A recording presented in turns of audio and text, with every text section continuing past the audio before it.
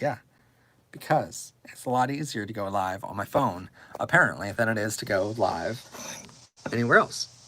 Just give me a second to get set up here. Yeah, there we go. That works. So, how are we all doing? I know the last stream just ended abruptly, you know, because that was a thing. Because my internet in this place sucks. And we are getting better internet next year. Part 2, yeah. So anyway, it's gonna be a little bit interesting for just a second while everyone's popping over. Hopefully this is a little more stable of a stream. Hopefully, I'm really hoping. Put you there. Can you put you there? No, I can't put you there. Can I put you there? Ah, I think I figured it out. I think I figured it out. Ha ha. Ha, Matt figured it out. You're with your homophobic grandparents. That sucks. How was your day? My day was great. Oh, darn. Sorry. Rebellious Pastry is saying, hi, your stream cut out. And I'm like, yeah, I know. My stream cut out. I know. Anyway. We'll figure this out eventually. My phone holder is downstairs, by the way. If you're wondering. I do have a phone holder. I just don't have it on me to do. So that kind of sucks. Yeah. Yo, this year's gonna be dope or I'll be mad. It has to be dope. It has to be.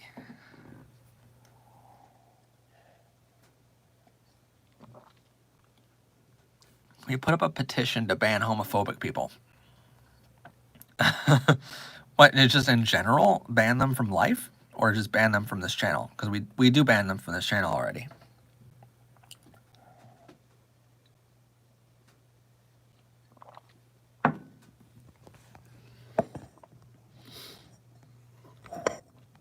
Homophobia should not exist this year. It should never have existed. But we are going to be covering some topics on that. So let's see. What's in Season 4? Season 4... Season 4 starts the 5th of February with some great videos. Let me see. Why is aphobia a thing? What's aphobia? Aphobia. Discrimination against asexual people. I don't know. See, that makes less sense to me than anything. I didn't know what it was called before, but I knew. Okay, sorry, I didn't know the word for it, but I know it was a thing. That's weird to me, because it's like, I know there are a lot of homophobic people that don't agree with people being gay like me, because being gay is somehow wrong in some religions, even though it's not if you read the Bible. But I mean, so we've proven this year. So we've proven the last season, I should say, because we're between seasons right now. So season 3, we proved that being gay is not a sin in any major religion of the world in an episode called "Being Gay is Not a Sin." And then in another episode, we proved how being transgender is valid according to science and according to just mountains of evidence. And so I don't understand being, homophobic or transphobic, but what I don't understand even more is because asexual people are just basically people that don't want to have sex with anyone and don't feel a sexual desire for anyone. They can still have romantic relationships or emotional relationships with people, but it doesn't, not necessarily, but it makes no sense. And, like, if you're homophobic, just play it out in your mind for just a second. If you're homophobic, then you think being gay is wrong.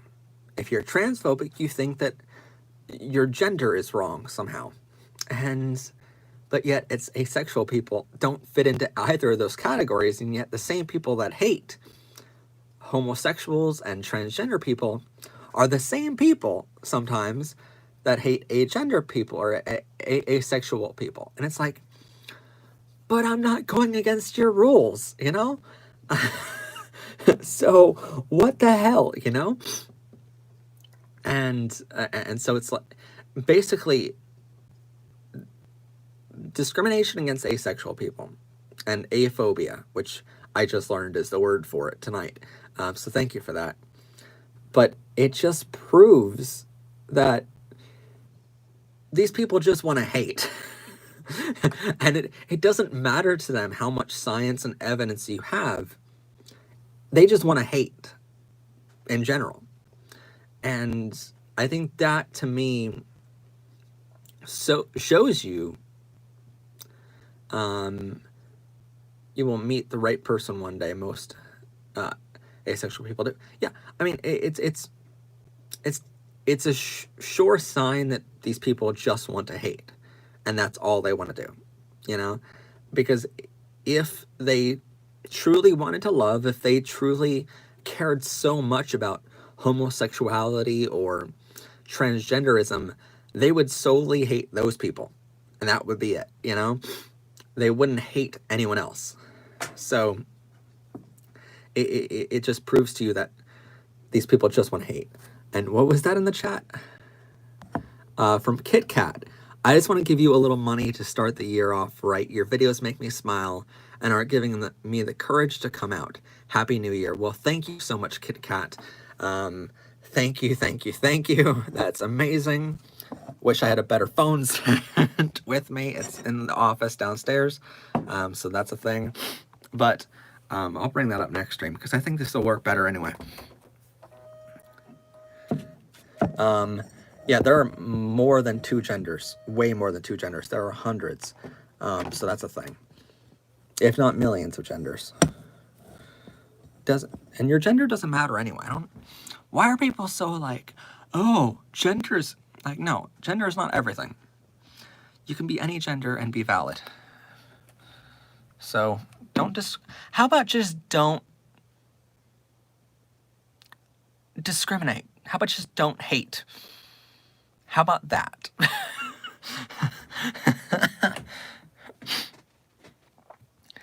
And how about these Christians just stop with it?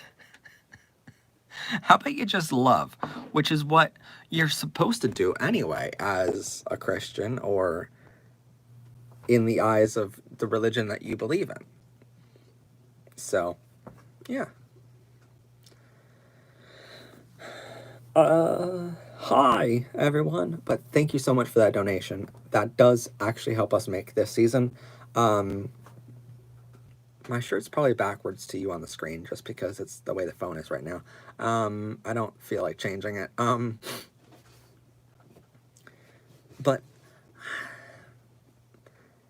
there's a lot of things that just prove these people just want to hate. And that's all they want to do is just hate. So yeah, don't follow their ways. But we do have I was reading an interesting book this week called The Queer History of America. And I'll be reading another book soon, as soon as that's over. But Burning Earth Production says, I'm here too. Hi. It's almost time for Happy New Year for the next round of people. But, yeah, I mean, there's a bunch of cool episodes coming out next season, including one on LGBTQ and Star Trek. We have a guest coming on the show. Just kind of hear, oh my god, I read that book. It's so good, right?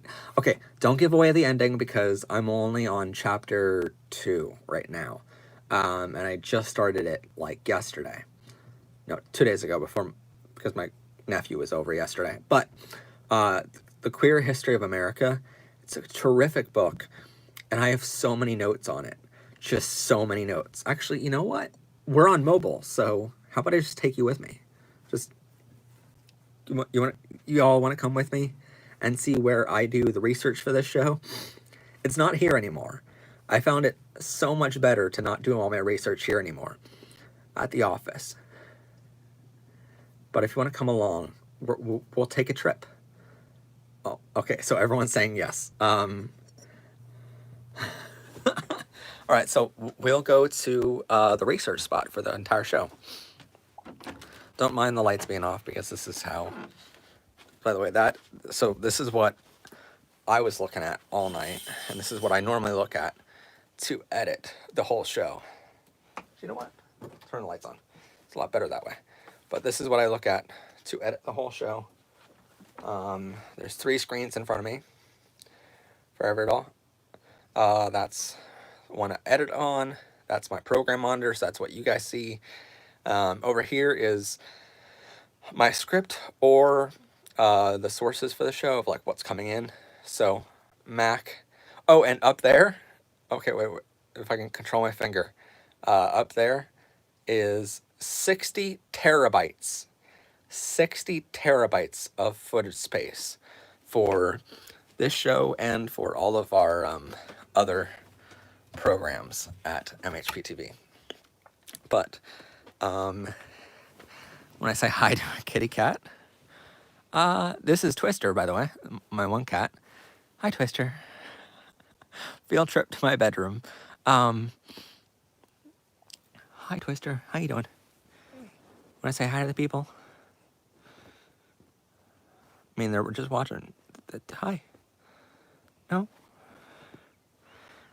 Kitty. Everyone's saying hi to you. Okay. And then this over here is Twist Us. This is Stormy. Hi, Stormy. Hi, Storm. Oh. No, you're not smelling camera. But this is where I literally research all the episodes anymore. Oh my god. Oh my god. Okay, they're getting heavy. So this is where I sit on my beautiful chair here, and this is all the research for upcoming episodes of the show. So we have a little light here so I can just read at night. This is our books. So my sister just got me this one, Queer History of the United States by Michael Bronsky. Really great book. I am that far into it. And you see every single one of those blue Post-it notes, that's an episode idea. Every single one is an episode idea for the show. So I'm learning a ton, and we're going to pass a lot on to you as well. So there's going to be a lot of episodes that come out from that book alone. And once I have a topic idea from that book, there's a bunch more research to do on that topic. Then here's another book my sister got me for Christmas, which is, oh my god, so many pages, but it's called The Gay Revolution by Lillian Federman, another great book. I just read the first couple pages to see if it was really good or not before I recommend it to you guys. And already a good book. This one I'm actually reading first because it's a little bit smaller, and I just want to get going on the episode ideas. And then over here, I just have some highlighters for different ideas. So basically for my process, each color is a different thing for the show. Of orange, that one thing could be a topic all by itself. Pink, that topic has to go along with other similar things, or we have to do more research on it, just to just to do that episode with enough content or enough to talk about. And then green is hey, that's an interesting fact that I really want to like reference for later and just have at the ready. And green is something that I really want to memorize. Sometimes an episode or like something will get highlighted in green, but also orange because I really want to remember it. And it also, there's just a process to how I do it. What was that? Like, are you doing something for Valentine's Day? Are we doing, well, the 5th is going to be a Friday. And then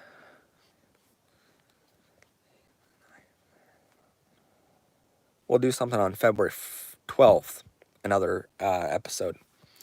So I might do a live stream then, but, without having a boyfriend, it's kind of hard for me to do an episode on that day. But then I got a whole bunch of post-it notes ready for topic ideas and stuff like that. And then, yeah, I'm live again, and we're doing a field trip to my bedroom. And I might go down to the studio in just a minute to show you down there, to show you our new backdrop for the show, if you guys want to see that. You're not feeling very good this week, gender related.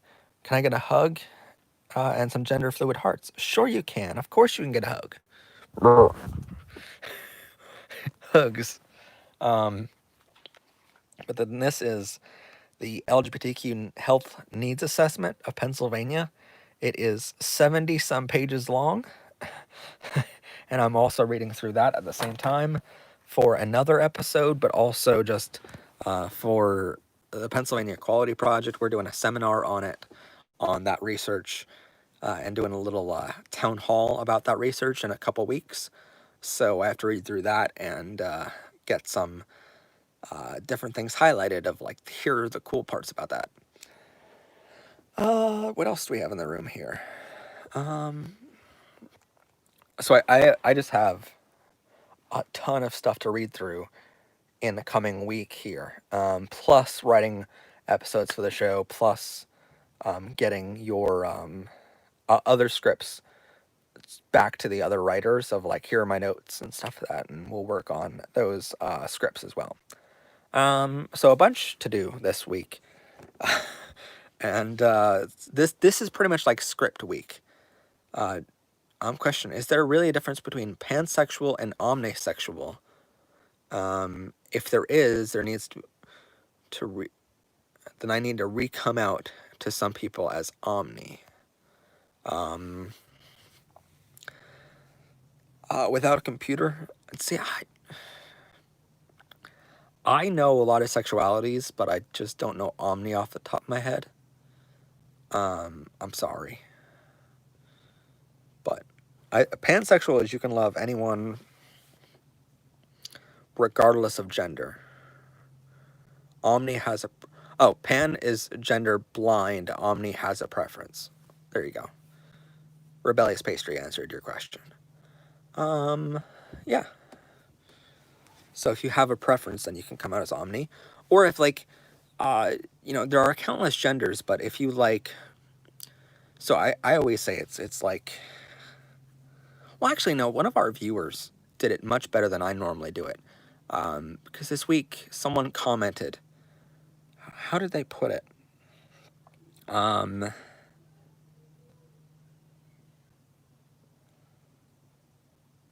Everyone's celebrating Happy New Year. But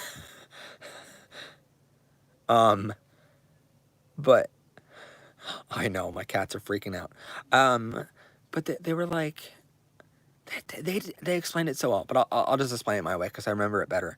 But it's like, you can, let's say you like one color, that is, it can either be heterosexual, or if it's a different color than yours, you can be homosexual. Or like, for instance, for me, just for pure example's sake, for me, let's say if I liked a girl, I would be heterosexual. I would be straight. If I liked a guy, which I completely do, I am gay, right? And that's homosexual. If I exclusively liked non-binary people and bees, then I would be scoliosexual. if I liked boys and girls, or if I liked boys and NBs, then I would be bisexual. So two genders is bisexual. If I liked three genders of NBs, which is non-binary, women and men, if I liked three of those genders, then I would be trisexual. If I love people no matter what their gender is, then I would be pansexual. But if I liked everyone, if I could love anyone at all, regardless of gender, but I just happen to have a preference for men specifically, or any gender specifically, then I would be omni. So, hopefully that answers your question. But isn't three or more, but not all genders, polysexual?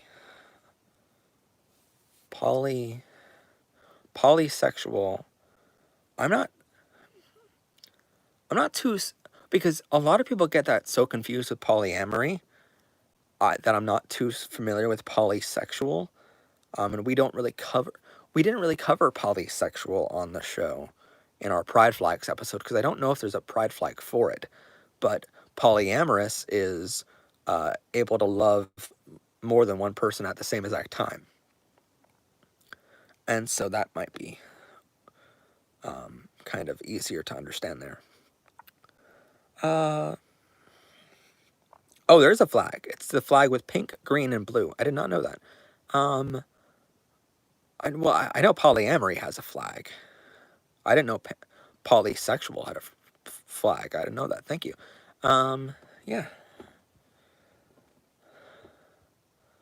But let's see, what else is here? This is tour time. So, TV that I watch episodes of the show on. Just a TV. Also, my old mattress that used to be the mattress for my bed. But, I switched it out last year with a memory foam one. That's a lot more comfy. So that's a thing. What else? Oh yeah, how I charge my phones. Some of you guys know Dr. Woofers and Coco. Coco is... Oh, can we play guitar? Sure. So Dr. Woofers is a gay puppy, and Coco is a transgender male puppy, and they are boyfriends. Well, puppy friends, but boyfriends. And they're so cute together. But those are my cuddle buddies. Yeah. And also, as you can tell, I'm a big puppy and a furry. So, this is my room. Welcome, everyone. I like furry things. Like kitty cats that are apparently getting a shower live on air. But you want to hear some guitar? Actually, no. Here's what we can do. We can play some piano. How about that? How about I take you down to the studio and we do a little tour down there and we'll play some piano at 1 o'clock in the morning. All right. 2 minutes until you're 2021. So, oh, you want to talk? Okay. Then we won't go downstairs. What time is it for me? It is 12:58 and 39 seconds. That's the world clock for Eastern time zone. Yeah.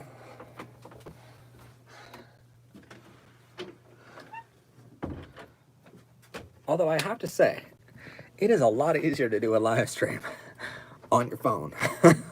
Because I can literally take you anywhere. So I have to keep this in mind for next time. 2 hours until dumpster fire of the year is over. For you, my year's already over. 1 minute All right, what's 40 seconds away for Happy New Year.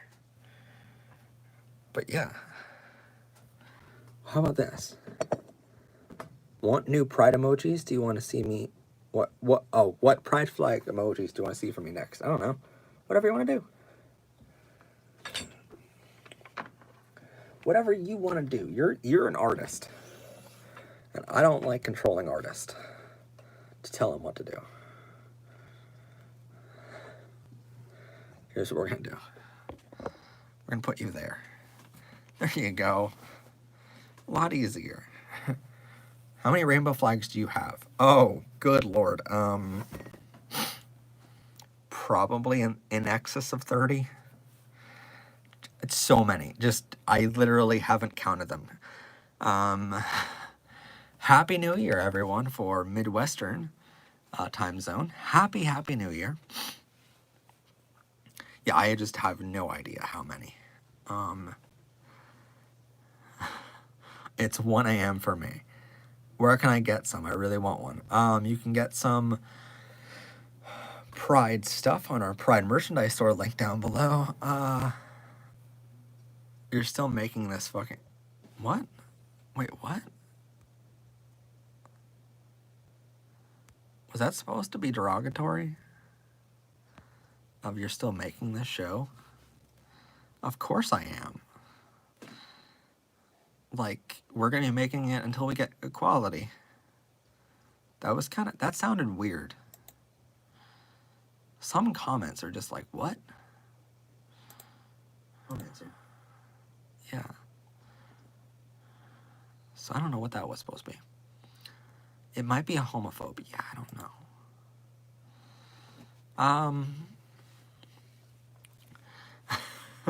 Also, now I have the computer open just to the chat. We outnumber them anyway. Yeah, I know. I don't know if I came out. I don't know if I came out this year or not. My mom asked, "Are you gay?" Or just really supportive of the community, and I just said yes. So am I out? Good question. I don't know.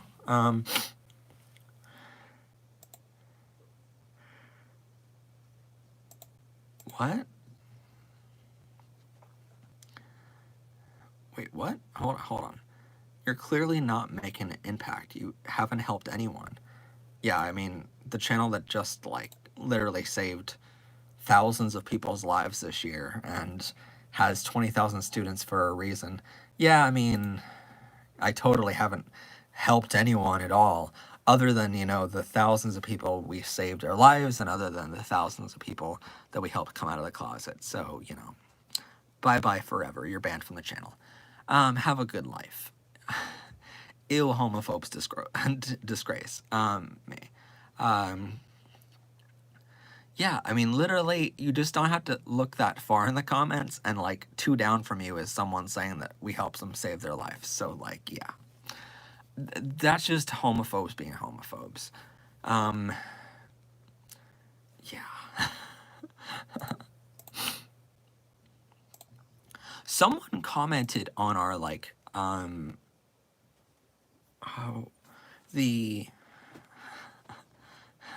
I think they left now because it went from 35 viewers to 34. Bye. Yeah. We don't really put up with homophobes on the channel.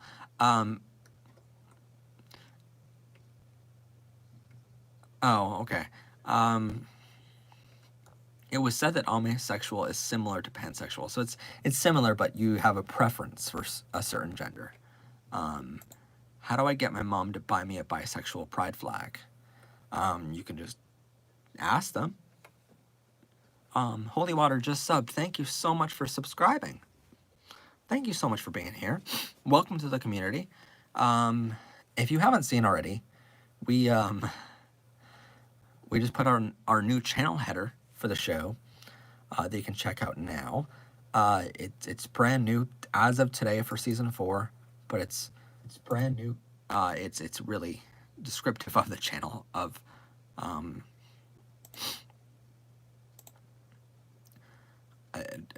how much we support the LGBTQ and furry community. Do you know any songs that are LGBTQ or made by LGBTQ people that have an easy drum part because I got a drum set for Christmas and I really want to learn more. A lot of Troye Sivan stuff, a lot of Lady Gaga stuff, a lot of Taylor Swift. You Need to Calm Down is a really easy drum beat to it, so I would say start there. Rebellious Pastry just came out with a new channel header too. How do I get my dad to not call people slurs like or yeah, I'm not gonna say that on this air. I'm not gonna say those on air, but ask them kindly, and if they don't, banish them from your life. Yeah, they're one of our episodes next year. I will say this. Zachary Dills 79 says, "I love your videos, Matt. It helps more than you know." So thank you so much. Hey, what does it mean if I'm a she/her and a they/them? Just pronoun preference. So it doesn't necessarily mean you're trans or anything. It just means you have a pronoun preference. You can have a pronoun preference of they or them and still be a woman or a man, or your gender is not specific to the gender pronouns you use. It's just what probably is what's it called, perceived about you.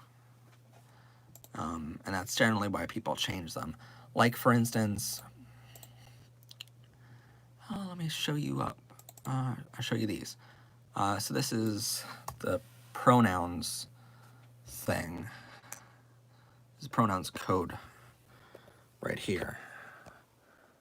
So it's common pronouns: masculine, he, him, his; feminine, she, her, hers; neutral, they, them, theirs; ze, zer, zers; and he. Is it here, hers, and hers? I believe that's how you pronounce it. But yeah, it's just what you're perceived and what you want your perception to be. So you can choose any pronouns you want, and it doesn't necessarily mean you're any certain sexuality or any certain gender. Let me see. What was I answering right before? Oh, okay. There's this complex science, and next year we're going to be diving into this in an episode. Yeah, you aren't limited to those pronouns, by the way. Those are just the common ones that are used. There are just, if we were to list, okay, here's the thing. If we were to list all of the pronouns, we could not fit them on the screen in almost any size font that's readable.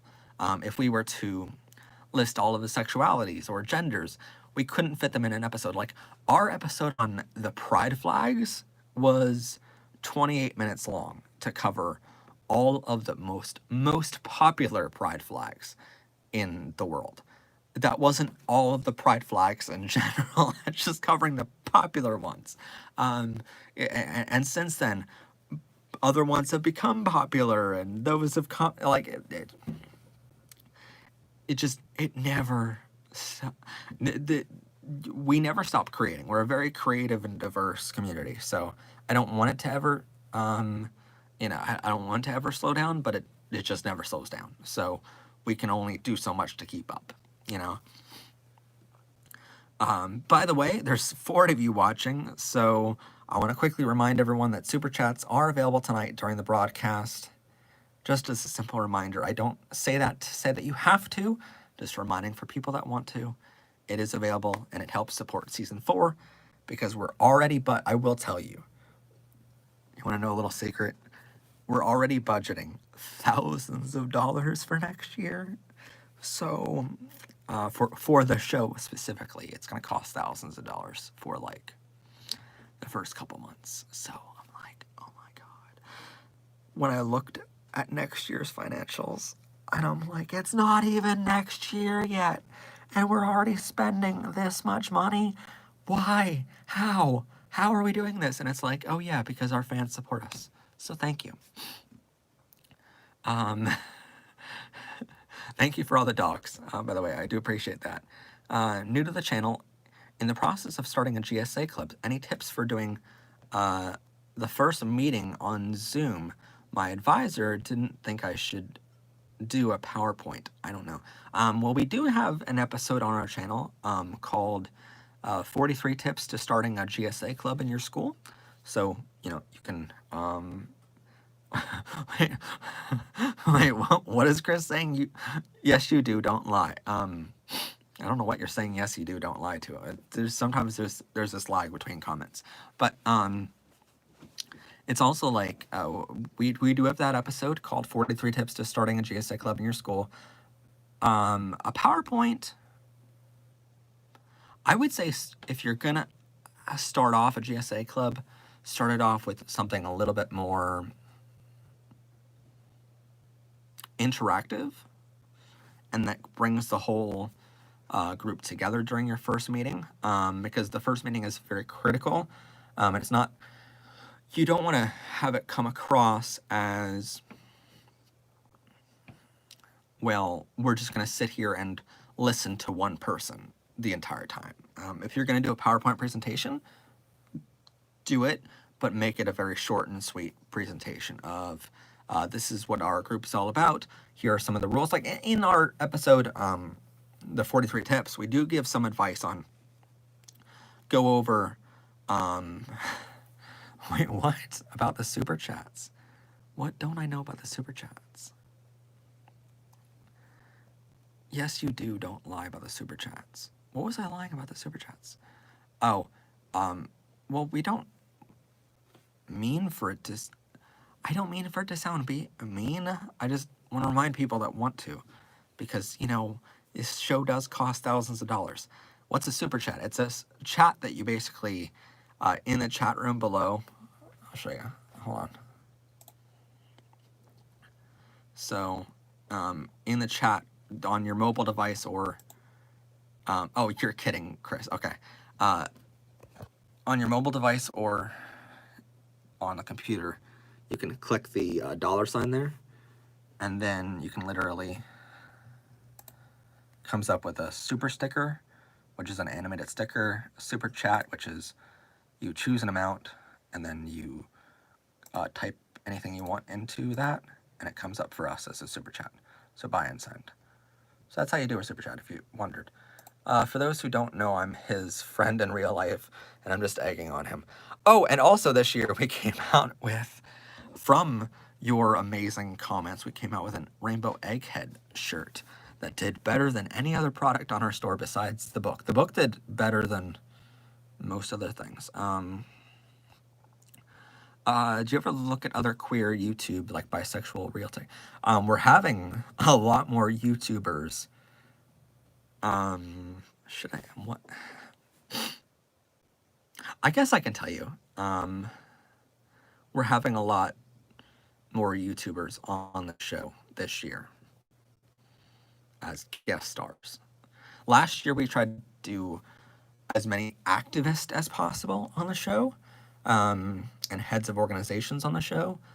This year we have some guests lined up that y'all are gonna like. And I'm trying my best.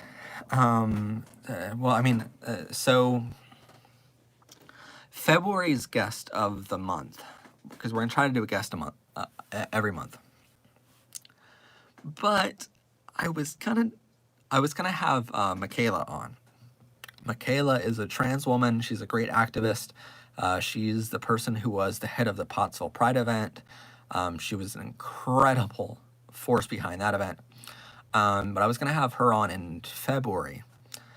I don't know if I'll have her on in February because she's just getting out of the hospital 2-3 days ago from COVID. Zachary Dill 79. I'm poor, but I love your videos. So thank you. That was awesome. I love y'all for being, oh my God.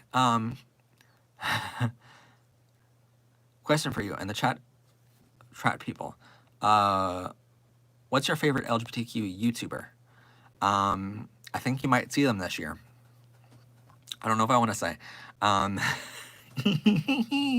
um,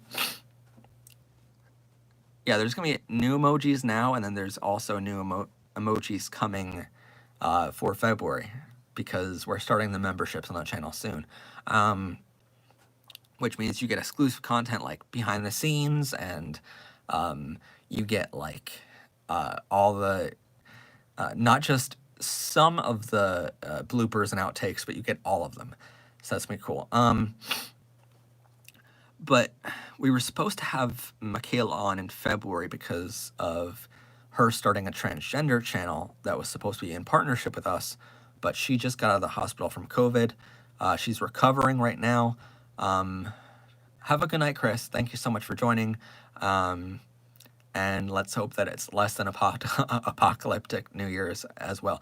Thank you so much for joining us. And this week is a lot less crazy, so I should be in touch this week about the script. But have you gotten hacked before? So I'll answer that in just a second. Let me answer the question. The first question first. So we're going to have her on. She just got out of the hospital, so I'm pretty sure that's delayed. I'm not 100%, but I'm pretty sure that's delayed now. Then we will have an asexual activist on in February or March, depending if that's delayed or not. If it's not delayed, then we'll have them on in February. You and other queer video that I found on YouTube after you bisexual real talk, yeah. But we were gonna do something bigger, and I want to do something bigger. So our monthly guest of the show, I'm trying to get a couple really, really amazing YouTubers. I mean, it would be just a dream of mine to get Troye Sivan as a guest of the show, just to be able to like ask him a whole bunch of questions. I don't know if he would ever do it though, because he has management now. But people like Connor Franta, you know, like this year we were put in touch with so many YouTubers, and we did collaborations with so many YouTubers because YouTube sponsored us in 2020.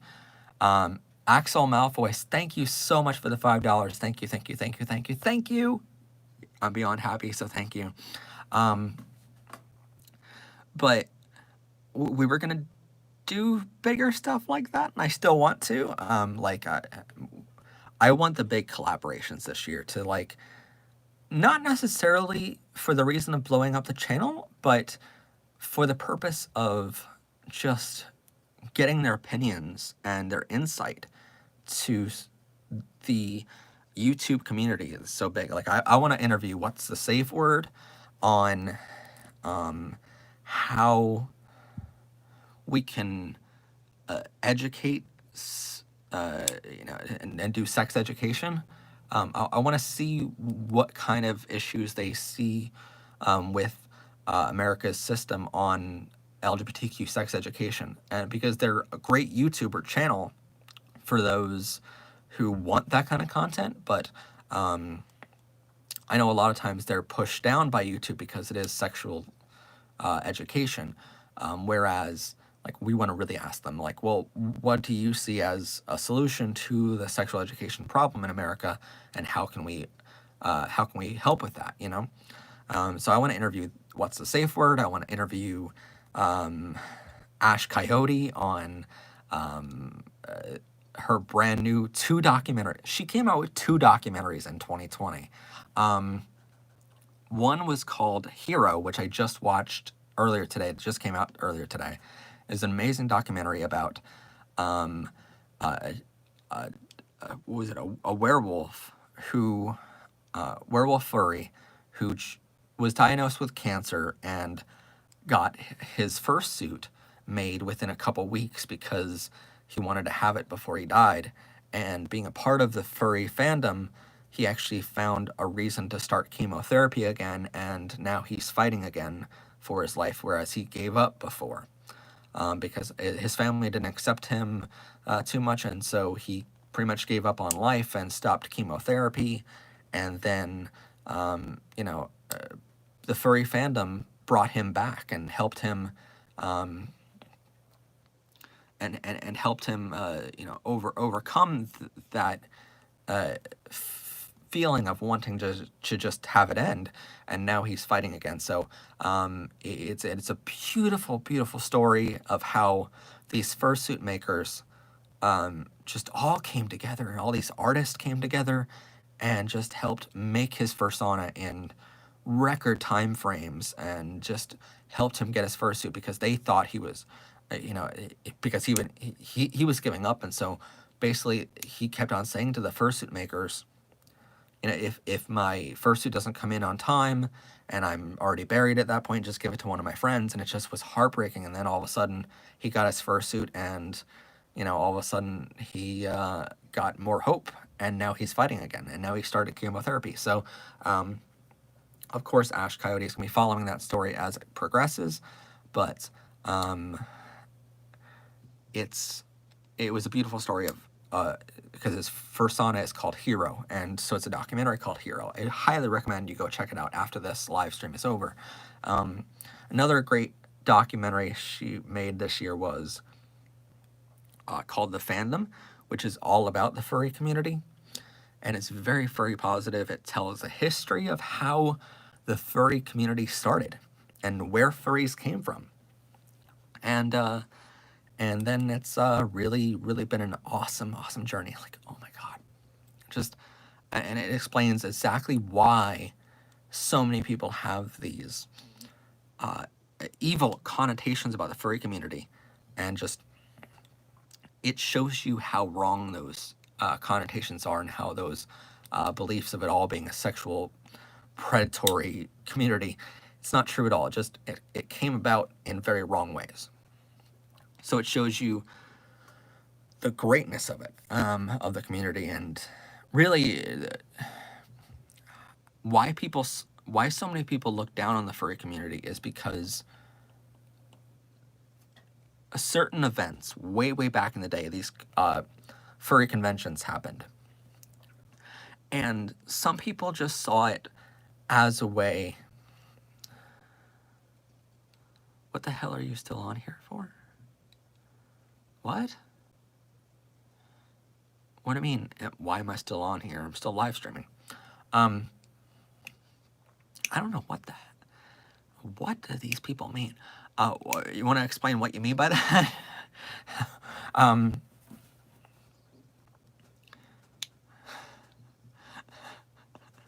have no idea. Can we have a voice chat on the Discord? Thank you. First off, thank you so much for the donations. The voice chat we sometimes do have on the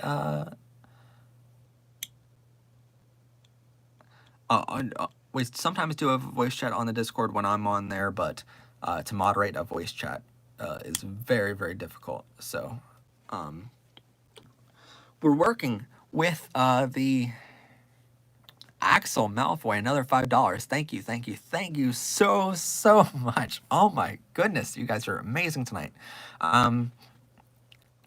Yeah, we are working with the administrators of a furry group right now, and on Discord, and they're kind of giving me some advice on different bots and different things we can do to help moderate. So we'll be adding more moderators to the Discord soon, and a lot is going to be happening. But it's all one thing at a time. We're very much taking things one step at a time with this, because there's just so much to do that I cannot do it all in one day. So like today's job was to do the channel header and the branding for next year, and to get a majority of the graphics done for next year. And then tomorrow we'll be working on more graphics and other stuff as well. And yes, Rebellious Pastry, we are going to be using the puppy sticker soon enough. You'll see how I'm planning on using it. But on the Discord, we can add it to that, no problem, right away. It's just,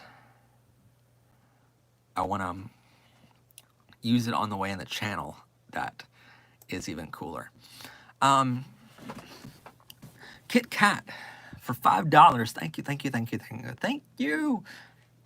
I feel like I keep asking dumb questions, and I'm sorry, but anyone have any advice for how I should come out to my Trump-loving family? Don't.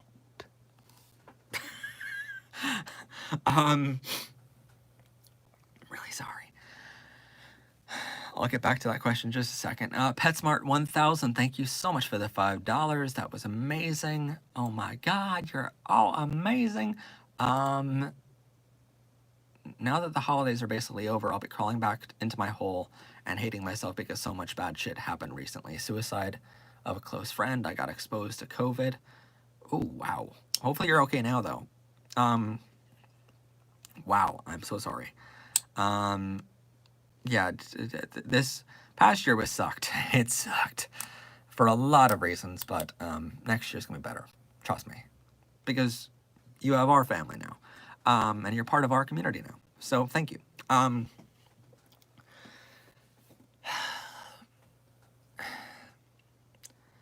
The problem is, like, I wish I can say that there's advice of like, oh, you can come out to them this other way. That's a lot safer to come out to them, man. But it's not really safe at all. One of the things we do in our class, our master class for our coming out advice series of, you know, there was in coordination with the Trevor Project and Born Perfect and all these other great organizations that helped us massively with that series. If you haven't seen it on our channel, it's an entire playlist on our channel called Coming Out Advice. It explains, first off, what is sexual orientation and gender identity? What are the spectrums? The second episode is Coming Out Advice for 35 tips on how to come out. And then we have a third episode in it on how to deal with homophobic and transphobic family members, friends, colleagues, and classmates.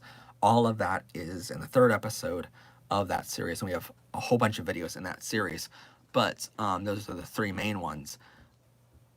But throughout those episodes, you'll notice we keep saying how you should test the waters before you come out. The best way to know if your family is going to be homophobic or transphobic, and if they're going to accept you, is to just ask them through other ways and, you know, test the waters and see, you know, hey, like, there are many, many ways of doing this. For instance, you could, if you're coming out as a lesbian, you could, like, mention, hey, so what do you all think about Ellen DeGeneres, you know, which is a massive lesbian icon in the community, you know?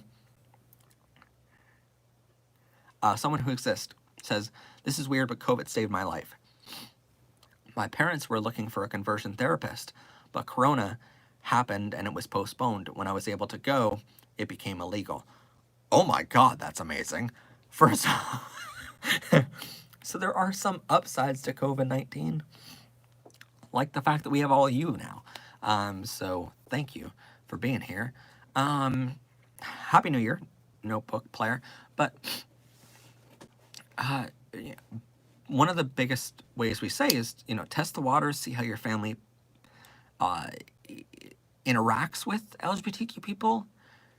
If they say slurs all the time towards the community, or if they see a homosexual couple on TV or radio or anything, and they don't appreciate it, they don't like it on TV, or whatever happens, notice those things. Start before you come out, take a couple months or whatever it takes and start realizing that and start picking up on these little subtle signs that your family throws out there. And Matt, you need to add wrenches to your chat to keep homophobic people out. Is there someone being homophobic? I don't know. What are wrenches? Oh, moderators? Is that what it is? I don't know. I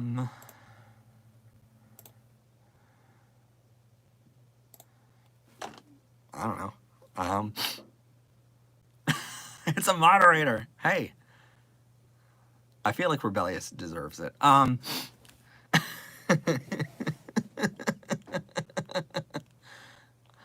don't know what a wrench is, so let me do some research, and then we will assign some moderators. Um, I just for the sake of it right now. But I have, you're like, what all can I do? I have no idea. and and that is the scary part. I have no idea. So I'll research it a little bit and be adding some moderators maybe, because that's not a bad idea. I know I want to make Chris a moderator on the channel, so I'll go back and chat and do that. Now, where's Chris at anyway? Maybe it's before this, but I'll go back and do it because he's been awesome. Is it New Year's for you yet? Yes. But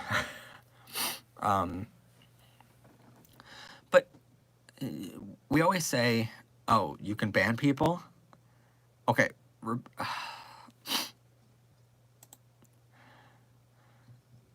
Let me do some research on it, and then I will, just for this chat, you'll be a moderator, but I'm going to take you off right after, and then we'll figure out who our moderator is going to be. But I always say test the waters before, and make sure they're okay with it before you come out. Because if there's even that, like, there's always going to be that, I think there's always going to be that 1% chance that they're not going to accept you, of like, oh, yeah, don't ban anyone just for being mean or something like that. Just be like, hey, see, as a moderator, you have to understand there's a difference between people constructively criticizing the channel and people who are actually homophobic or transphobic, you know? But, and that's one of the hardest things to teach, is the difference between those two. But for like, there's always that 1% chance that they won't, they are supportive of Ellen DeGeneres, they're supportive of Troye Sivan and all these icons, but they're not supportive of you specifically because you're their son or daughter, you know? They could be supportive of trans people, but they just don't want their child to be trans, you know? It's a very hypocritical world sometimes, but you always want to test the waters. There's always going to be that 1% risk. Even if you are so certain that they're going to accept you, there's always that 1% chance that they're not, unfortunately. But if they're a parent, if they're a true parent, they're going to accept you no matter what. But there's always that 1% chance they're going to be assholes. So if you test the waters and you find out they're not going to be accepting of you, then don't invite them to your party. But if they are Trump supporters, what you have to understand is that in our episode, tips on how to overcome homophobia and transphobia, the first thing I think I said in that script for that episode was recognizing there are different forms of homophobia and different forms of transphobia. And it's not always just outright saying the words faggot or dyke or whatever. It's not always black and white like that. It's sometimes supporting political candidates who are anti-LGBTQ. And so if they support Trump, who is by far the worst homophobic and transphobic president of United States history, it doesn't matter what other testing you've done to test the waters. Like, they are still supportive of the worst homophobe and the worst transphobic president of US history, and one of the worst homophobes and transphobes of the entire world's history. And people can say, well, yeah, but Matt, we have Biden now, so yay. That is good. We do have Biden, but there was someone asking, what do you do if someone's if your parents are Trump supporters? Do you still come out to them? I would say no to that. Trump was horrible, no doubt. And Biden's going to be in presidency in 20 days now, which is so good. But at the same time, you have to realize that no matter what other reasoning people did have legitimate reasons to support Trump. That's coming from me. Like, if your position on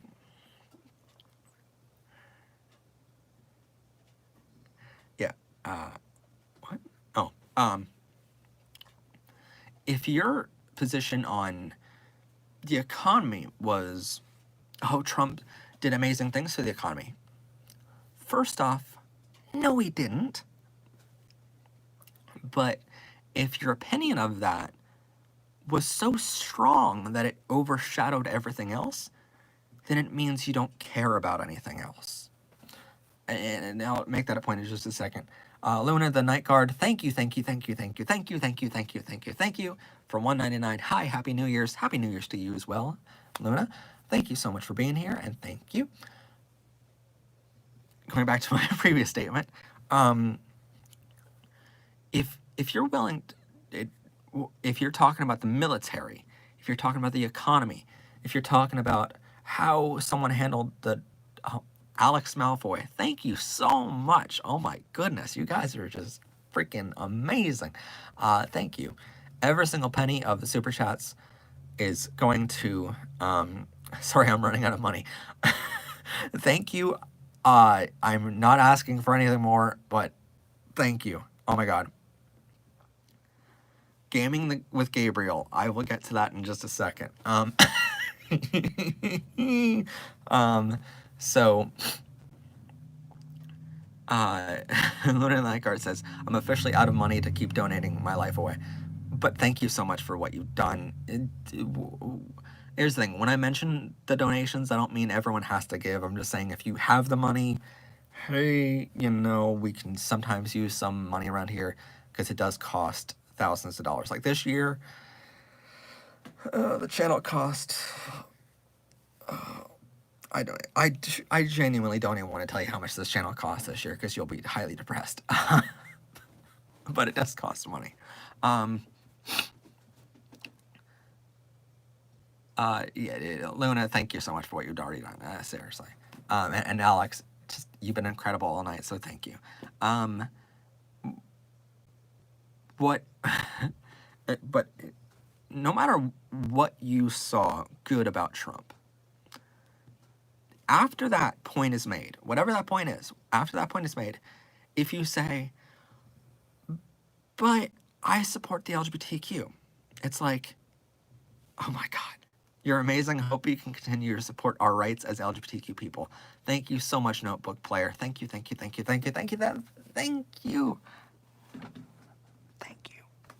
You know what?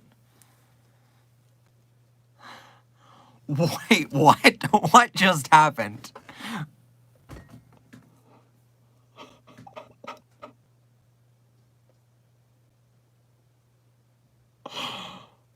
Holy shit.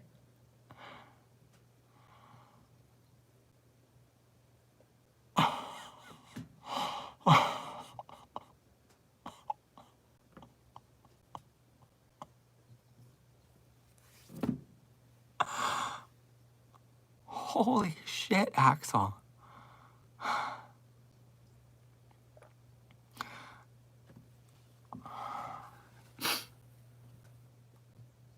All right.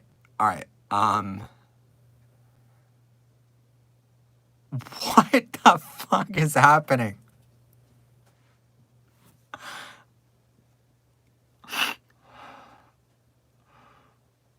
Holy fuck. All right.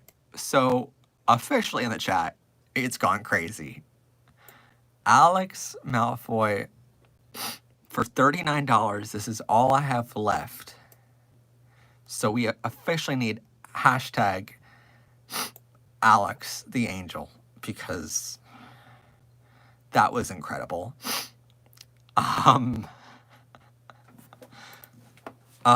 Yeah, Alex. And then we have Kit Kat for $20 saying, you know what? I don't even have anything special to say. Just take my money. Oh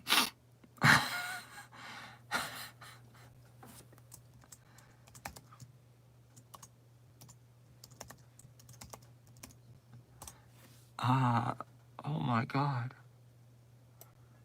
And then that wasn't even the last one. Zachary comes in with, wait, uh, hearts and chats for Axel, Kit Kat, and then Zachary Dill 79 comes in and says, "Why not?" Um, holy shit! Thank you to no end to you three, especially. Oh, oh my god! That means,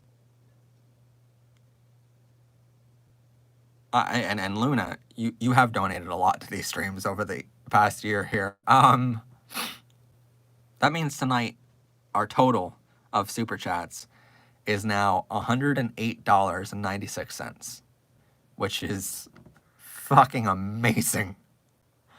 Wow. Wowie, wow, wow, wow.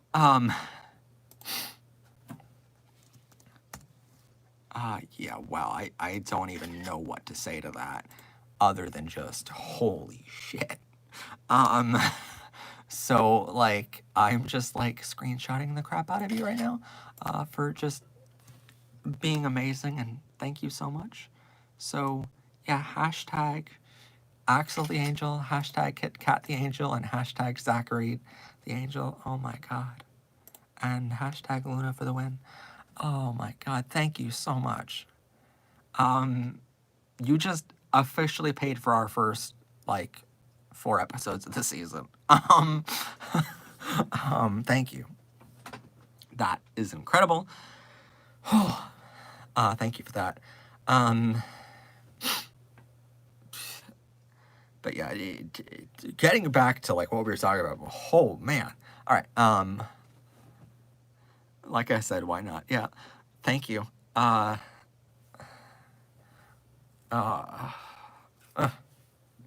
So yeah, you three are officially going to be listed as supporters on the first like couple episodes of the year.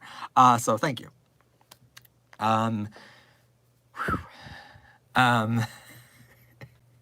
I know, right? I can't even remember either.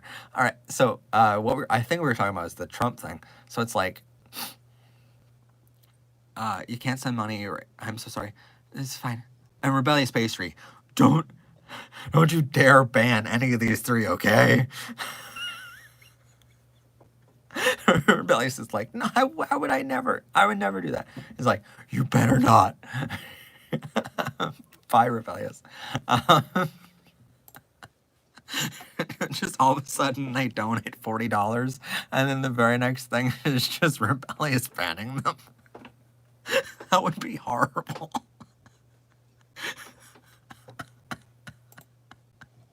I mean, I would laugh for a couple of seconds, but then I'd be extremely mad.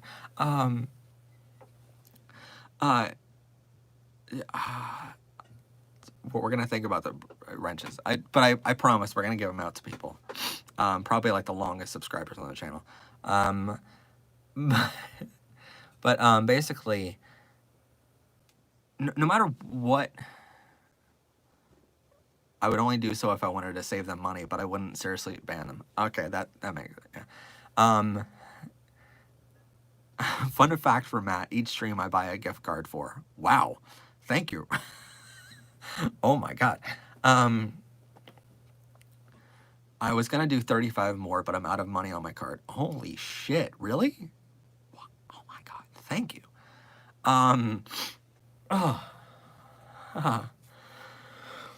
Okay. So getting back to Trump. You're like, let's distract Matt from Trump. No. We only have 20 days to let you talk about it. But what happens is, no matter why you supported Trump, you were overlooking all of his anti-LGBTQ policies. And so what happens is you are homophobic or transphobic, even if you don't mean to be, because you literally are probably the person who I banned is disliking it. I don't know, because they were homophobic.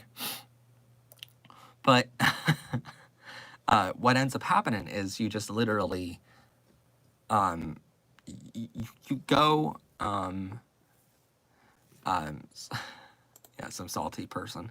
Yeah. Um,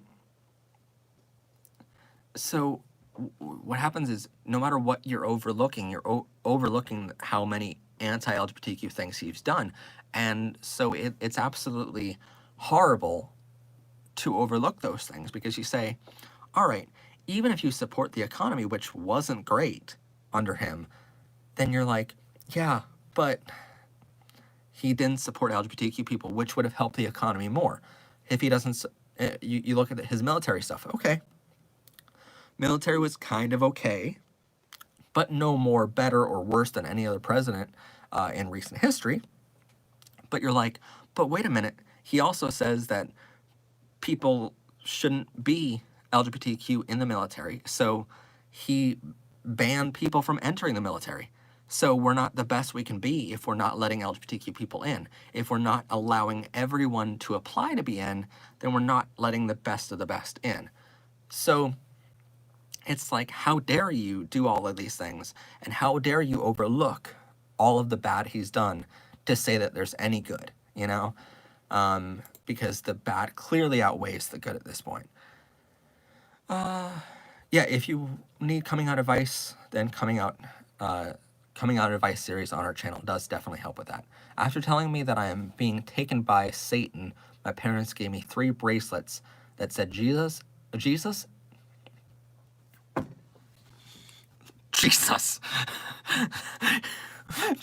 is right. Okay, hold on. After telling me that I'm being taken by Satan, my parents gave me 3 bracelets that said Jesus in an attempt to bring me back to Jesus and change my decision to be queer. Yeah, that's not a decision, that's just you being who you were meant to be. Yeah, that's not a decision at all. You are just being you. Kit Kat with a $20 donation. Yeah, also, like, sorry. If your parents gave you those 3, just literally just cut them off of your wrist or cut them into tiny little pieces, throw them out and be like, I am who I am. I love who I love.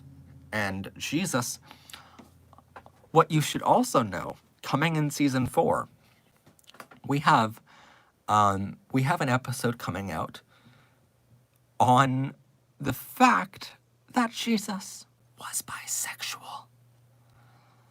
So there's that. Yeah. Did any of you know that Jesus was bisexual? Because we didn't know that until we did research. So, like, if you want, you can keep the bracelets and be like, oh yeah, but he's bi. And what you could do is, like, after the Jesus on each bracelet, just write, Jesus was bi, and just like, yeah. I'll explain that in just a second. Kit Kat says with their donation of $20, which is freaking incredible, which means we're up to $40 now in the stream. Blast the Henry Stickmin distraction song. I'm gonna get killed for spending all this, but I don't really know this is such a good cause. Sorry, I'm gonna get killed for spending all this much, but I do really know this is such a good cause because I don't regret anything. Thank you so much, Matt. Keep taking my money. Oh my God. Thank you, thank you, thank you, thank you, thank you, thank you, thank you, thank you. Oh my God, that's brilliant. The Bible. Oh my God, that's brilliant. We might actually use that in our script. All right. If you're going to get in trouble for sending us money, don't send us that much money, but thank you so much for what you've already done. Seriously, you have no idea what it means, and how much it supports the channel. Just, thank you. I'm not even going to try to fathom what this stream has been so far. Axel, gives $35 hypothetically, but I can't find my mom's credit card to use to pay her back. Yeah, don't use your mom's credit card. Holy shit. What is this tonight? Why? Why are you guys so freaking nice to me all the time? Not just monetarily, but holy shit, you guys are just incredible. Yeah, oh my god.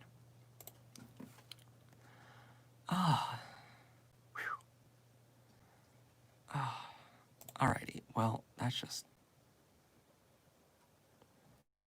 yeah. Yeah, I don't even want to know what to say. So about Fluke.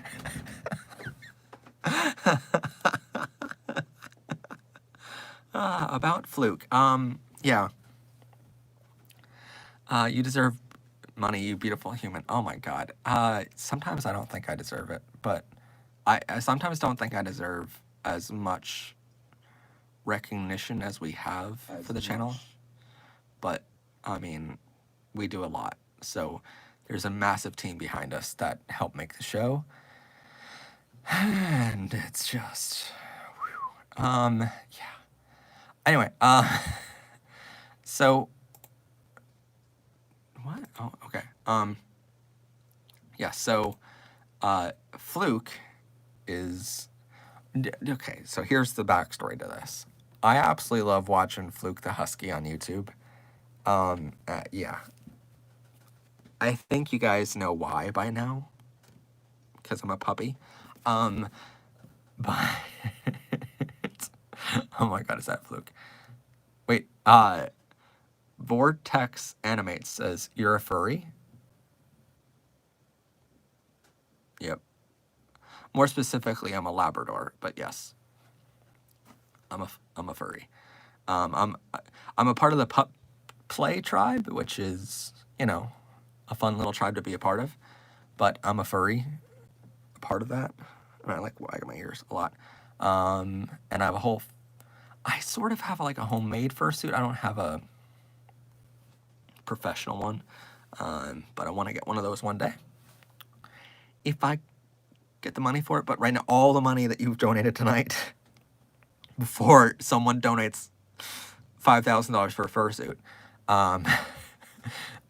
all the money tonight is going to help the channel make more content in the future.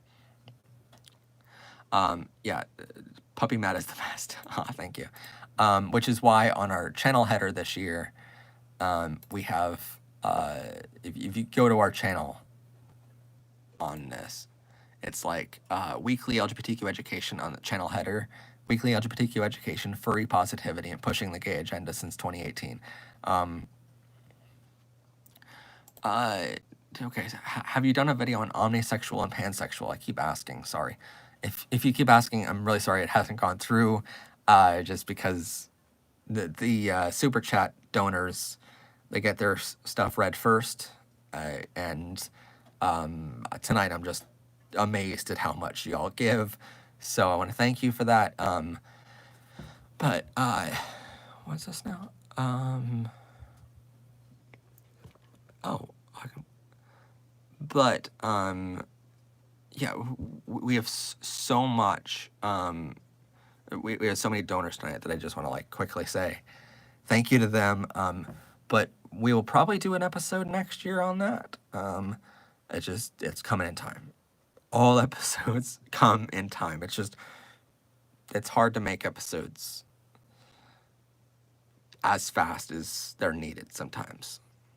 Like our 100 and, what was it?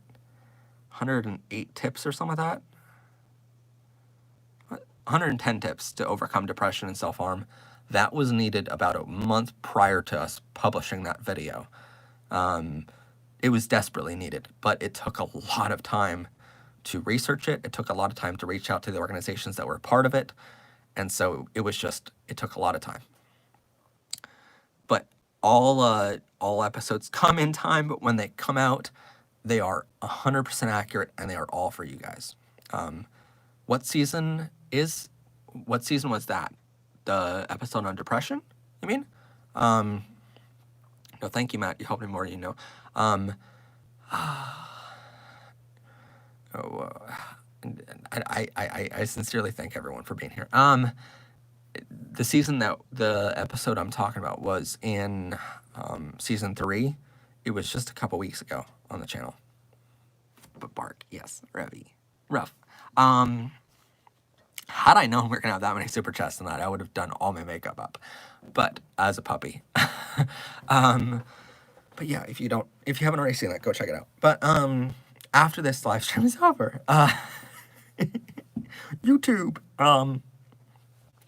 So I really want to have another furry on, like Odin Wolf or Ash Coyote or Fluke the Husky, or what's his name? Strawberry.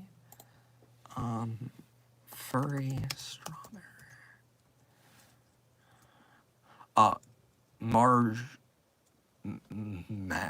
Majura Strawberry. So yeah, I want to have one of those. I can never pronounce the name. I know how it's spelled, I just never can pronounce it. So I want to have one of those furries on very, very soon to the channel. You're a wildcat furry. Well, awesome. I'm supposed to not like you as a wildcat because I'm a dog, but well, I'm a puppy, so I like everyone. But people are like, but wait, so you're a puppy, pup play tribe member, and I'm like, yeah, it kind of does describe me.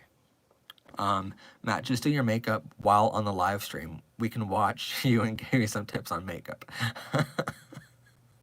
All the makeup is in the studio downstairs. Oh, if you're on the Discord, they are Zachary. That's good to know. Good to know. We'll see you on there. Wait, at Vix needs some help. What did Vix say? Sorry. But yeah, we have, what?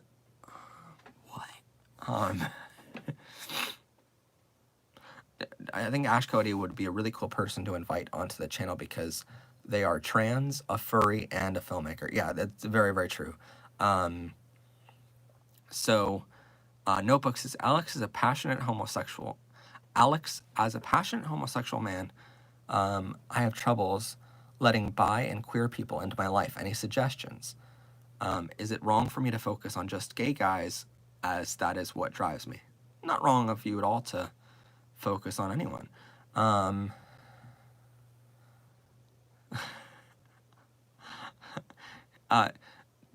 Wait, you talked to Ash before on Twitter? That's awesome. See, I think with the 2 documentaries that Ash has done this year for the furry community, I really want to have them on this year for the show, because I have a lot of questions from those that I can ask, and I feel like we can, 3 minutes to New Year's for Central Time people, but I feel like we can ask a lot of questions about the furry community, of what they feel about the furry community, specifically about those films, because Ash has like 80,000 subscribers and we have 20,000, and I feel like I can ask her to be on the show because it's like, hey, we're not that far apart in subscriber base, but like Fluke the Husky is over 100,000 subscribers now, and I'm like, how do I like how do I ask Fluke to be on the show? Sort of like my question for the year. Notebook players, thanks Alex, and thank you for another $5. Holy shit. We're at $133.95 for the stream tonight, so thank you to everyone. Wow. I don't even know where, you know what? Just because you guys are amazing, I'll tell you, the first episode of the year in season 4, February 5th, it starts. By the way, so many of you freak out this morning. You're like, oh my God, Matt's quitting YouTube. I would never quit YouTube. Zachary Deal 79, thank you for another $1. Holy crap. Thank you.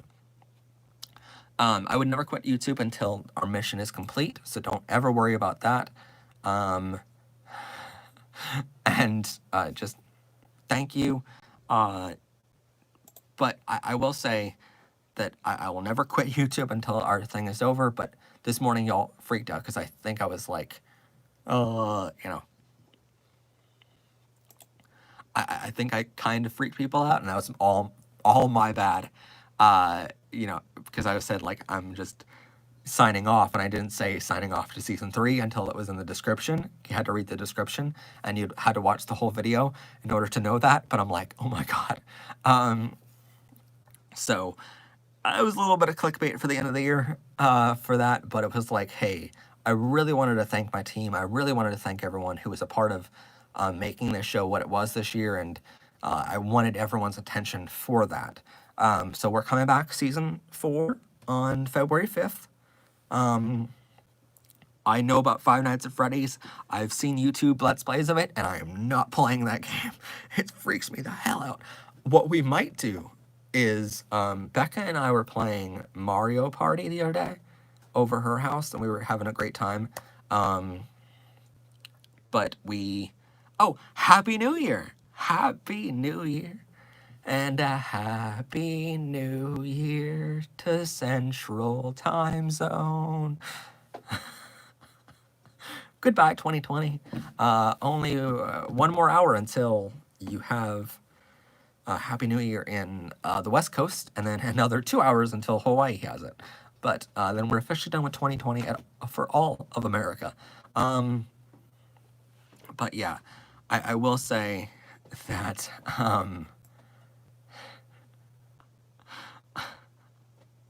sorry, I'm just always amazed at this. But I will say, this... What was I even talking about? Oh my god. No, so February 5th, we're coming back with LGBTQ holidays, I think it is. LGBTQ holidays throughout the year. We're teaching you all of the LGBTQ holidays, all like 130 some of them, all in one episode. So that's me, the first episode of the season next year. And then we're going into a bunch more.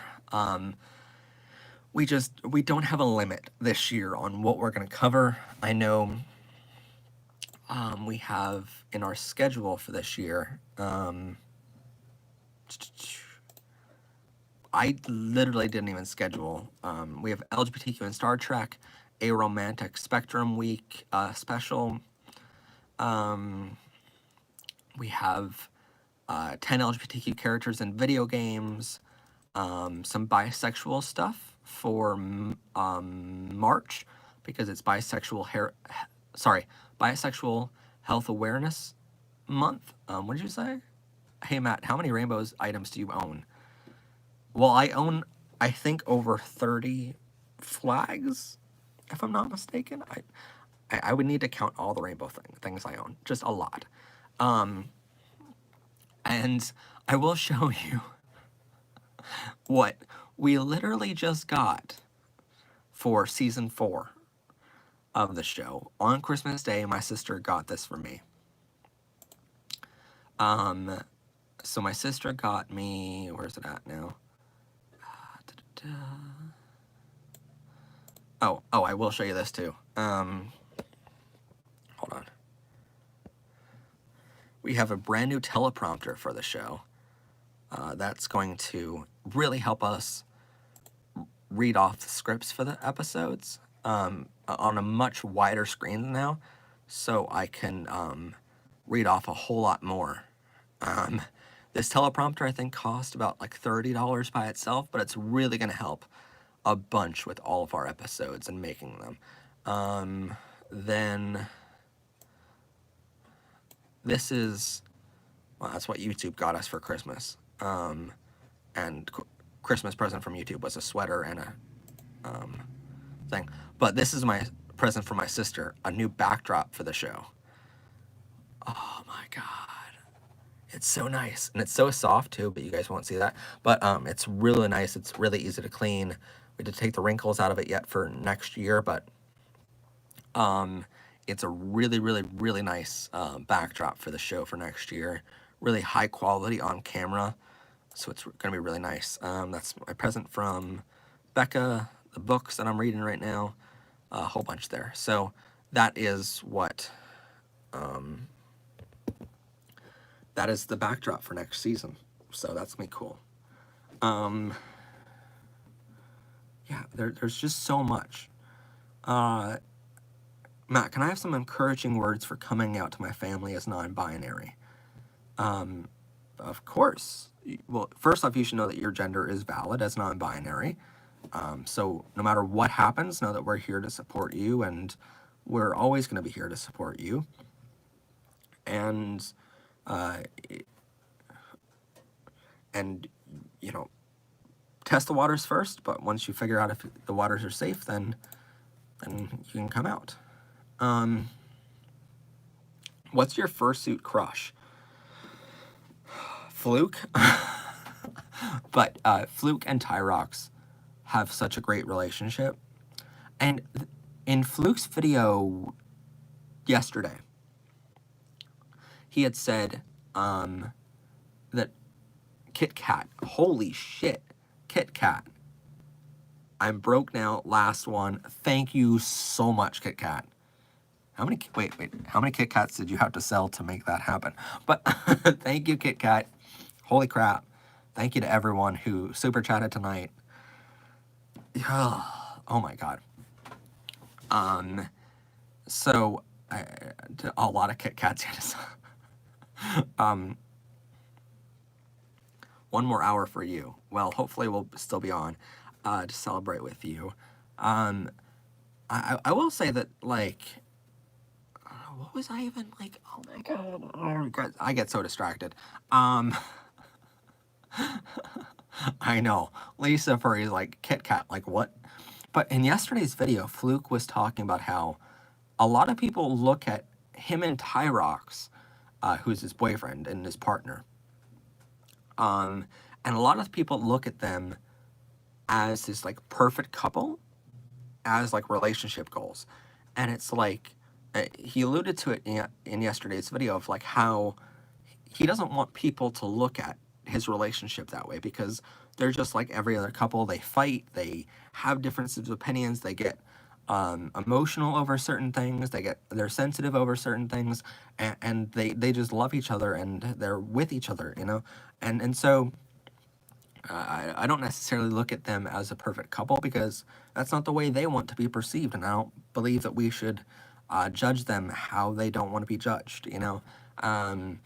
So I don't like looking at it that way. Just like if I have a boyfriend on the show or something like that one day, I don't want you to look at us as this like perfect couple, because no couple's perfect. It's just a matter of what you have to realize when you're watching a show, or any YouTuber, is that, and I will get to your question, gotcha, Lunar, in just a second. I would say our coming out advice series is going to help you a lot, though. Sorry I keep asking, but I made a fan art of Shadow on Discord, and I got buried under other stuff. Lisa Furry, if you can donate $500, wait, if I could donate, I would donate like $500. Oh my God, thank you. So many questions. Oh my God. Yeah, we're not going to get to the Discord today because our computer like isn't working with the, you know. I'll be on the Discord later, but if you're getting buried, I will be on there, but I won't be on it on the stream, because the stream is kind of laggy through the computer and just stopped working on me today. So I don't know why that happened. At midnight, all of a sudden things stopped. But I did like fan art. Oh no, I can actually tell you what I did. So there's an episode coming out on our show, Shadow's first fan art episode coming out on January 15th. It's some fan art that we had during our Christmas live stream. I edited that live stream down into certain episodes. That'll be coming out on the 15th of January here. So look forward to that. And it does include stuff from you, I believe. But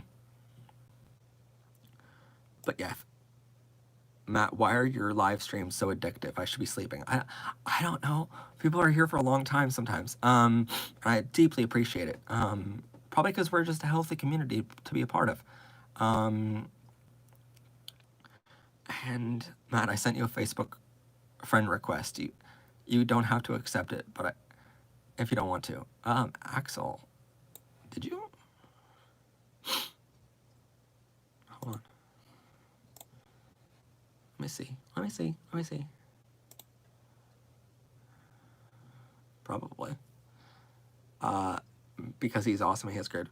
So, if you're coming out as lesbian, I would say our coming out advice series is going to help you a lot with that.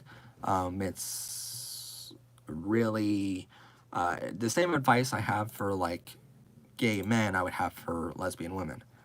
And we sort of made that.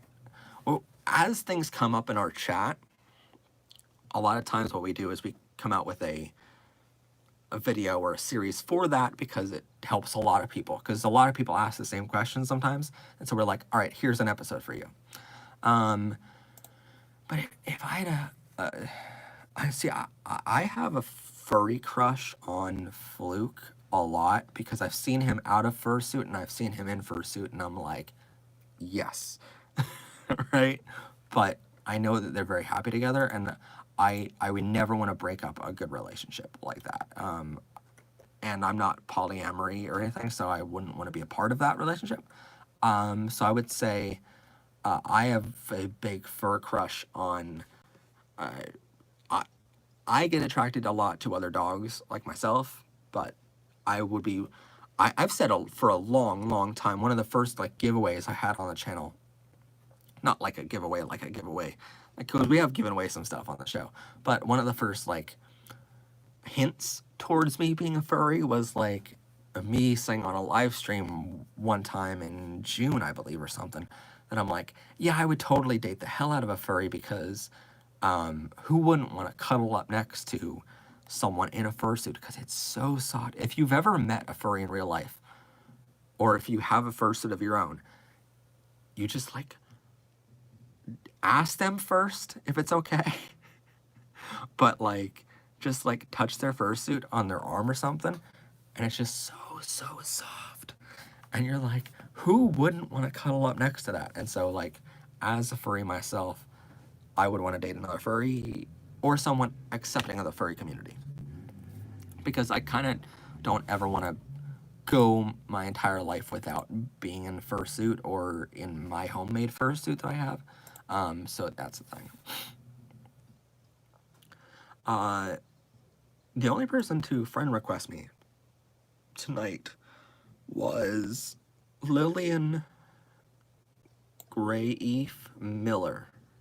Is that you? How do I see my friend request?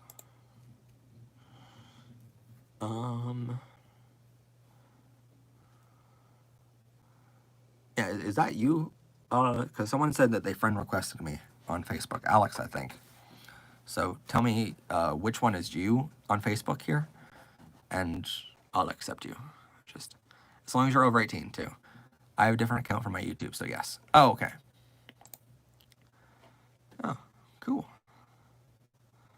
Wait, how old are you, Alex? Circuit the Fur is an amazing artist, and if you ever want commissions, you're 13. Okay. Well, it's just so you know, so I can accept your friend request on Facebook here, but I don't really private message anyone that's under 18. You can see my stuff, like it or whatever, but just because of your age, legally speaking, I have to keep people under 18 at a certain distance, and that way they're. It's not that you would ever do it. I don't ever want. There's this complex thing I have of like, I want to help as many people as I can, and sometimes people are under 18 that I want to help. But you see, on the other side of this community, um, um, on the other side of the community, there is homophobes who believe wholeheartedly that all, oh, maybe they are held in for review. Maybe. I will explain furries in a second. But there's this complex thing because a lot of the homophobes think that we are. Matt, thank you for the artwork compliment. I'm working on a new equipment and hopefully going to open commissions soon. Awesome. Awesome. Go hire Circuit the Fur. Circuit the Fur did amazing artwork for me for my persona.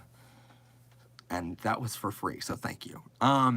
Just you've been incredible this year, all of you. So what happens is because there's so many homophobes out there who think that homosexuals are also pedophiles because of the Bible. We explain this a little bit deeper in the episode as being gay is sin because the Bible used to say, the original Bible used to say that the only sin was, well, not the only sin, but the sin was pedophilia, which is loving someone or being sexually attracted to someone that is significantly younger than you, being sexually attracted to a child, right?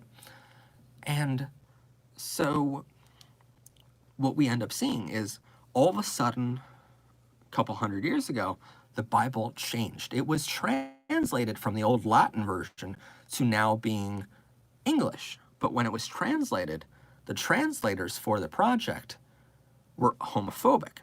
And they took the quote of being a pedophile is wrong.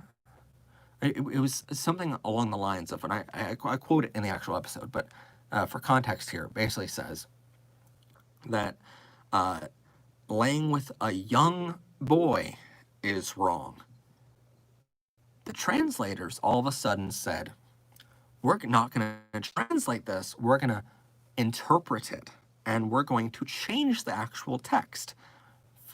Rather than translating Latin to pure English, they decided to say, all of a sudden, they're going to add a couple words to that, and they're going to say, laying with a young man or an older man is fine, it is a sin. And so it's like, all of a sudden, now homosexuality is looked at as a sin because the Bible was not translated properly. And it's disgraceful that it wasn't translated properly. And it was men shall not lay with younger men, and then they changed it to man shall not lie with man. Exactly. Yes. That's right. I do allude to that in the other episode. It's just been a while since I made the episode. Sorry. Thank you for thank you for the correction. And so my problem now is, as a gay YouTuber, and so by that account, the main religion fighting homosexuality is the Roman Catholic Church. And so it's like, if you really look it up, being gay is not a sin. And it's like, all these people that believe that are very, very stupid for not actually listening and not actually looking it up for themselves, right? But what ends up happening is we look at these things and we as activists start going, well, how do I get far enough away from that distinction? How do I not be viewed in that way? Because I don't want to come across that way.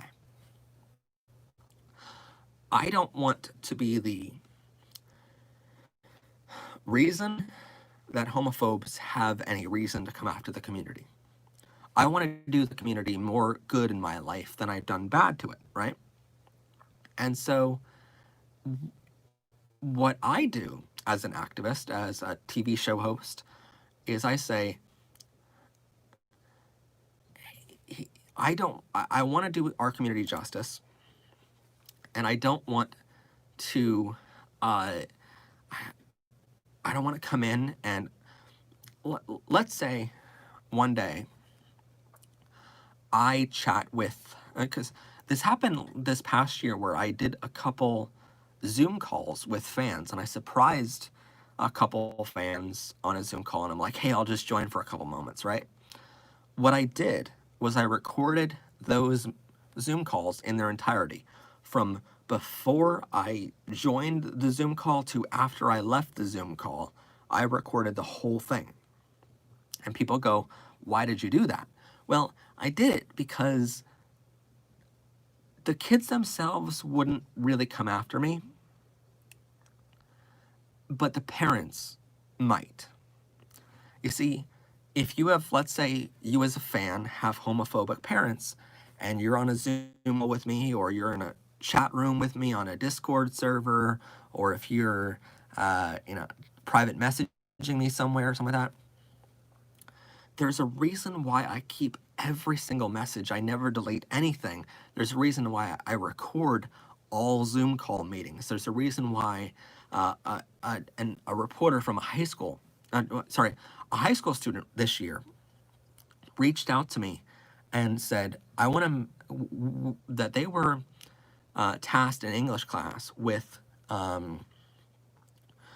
choosing the hero of their life, and they've decided to choose me. And I was incredibly honored by that this year. And so I said to her, this girl in high school, I'm like, hey, just so you know, I have to record all meetings. I think you should do it for what? I don't know. But I have to record all meetings for legal reasons, to protect our company and to protect myself and to protect the community, most importantly. Because what if they chose me as their hero and they submit this book report, or this report to their English teacher or whatever, comes back and is homophobic? Or what if their parents see that report and they're like offended that they didn't choose their parent as their lifelong hero and they chose some YouTuber over them, right? And let's say their teacher or their parent is homophobic or transphobic, that will do anything in their power to shut down what we're doing here at PBR. They will literally go out of their way and spend millions of dollars to shut us down. Let's say that's the thing, which is actually a thing that Focus on the Family and 1 Million Moms and all these conversion therapy and anti-LGBTQ groups will do. They're all hate groups and they all will do this. Let's say they try to do it. Well, here's the thing. If I have a record, if I have a recorded entirety of that meeting, it's no longer he said, she said. There's a recording. There's evidence I didn't do anything wrong. There is evidence that I never asked anyone to take off their clothes, to send me any pictures. I've never asked for any of this. And there's a written record of everything on Facebook of, I want to make sure there's a record of every single message, because I don't want anyone to come after me, because it means they're coming after the community. And I've realized over the past 3 years of doing this show, it's so easy for people that are hate groups to come after people like me who are doing such not great work, but such big work, like in your face, here's education work. It's so easy for them to come after us. So I don't want to give them any ground to stand on if they ever did. So I always say, hey, I don't accept any friend request on Discord unless it's someone that I knew previously and I know personally outside of the channel. I don't accept any friend requests on Facebook generally from fans, because it's just a safety thing. If I don't, because of how I know I only have 20,000 subscribers, and that means nothing in YouTube terms, but I don't want to give anyone that ammunition to say, hey, Matt's just I don't want to give any homophobe out there one single message or one single friend request accepted to show them, hey, Matt's accepting friend requests from 10-year-olds. Like, no. Like, where are you getting your information from? You know? Like, I don't want to give them any ammunition to say Matt's a pedophile. I don't want that. Because not only is my reputation ruined and the show done or severely financially hurt from it, where we couldn't continue for a long time, but I don't want to give it any ammunition of they can steal this platform of education away from people that need it the most. And so on our channel, one of the very first things we did, we set ourselves up for the moderation we need. So before I ever started this YouTube channel, I already had training from the Department of Education on how to interact with children and how to keep record of everything to make sure that I can never be accused of something I never did, you know? And that training costs some money, and I now have a license to practice with that. But it severely helps us with the show to know what to do and what not to do.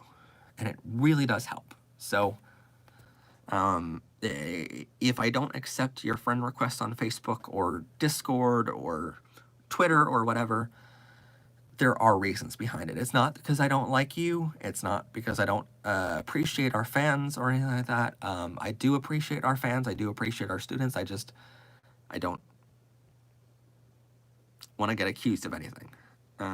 No, even if you're LGBTQ friendly, your parents might see your subscription feed or your news feed one day on Facebook. Your parents might see your Discord one day. One of the things we always do is on our Twitter, my personal Twitter is separate from the show's Twitter for a very good reason. I don't want anyone on my personal Twitter from the show. And I don't want anyone from my personal Twitter on the show, on the show's Twitter. Because, I mean, there might be some overlap that just happened to find the show when they just happened to be my friend on Twitter. But I don't ever share any, like, not safe for work pictures of myself.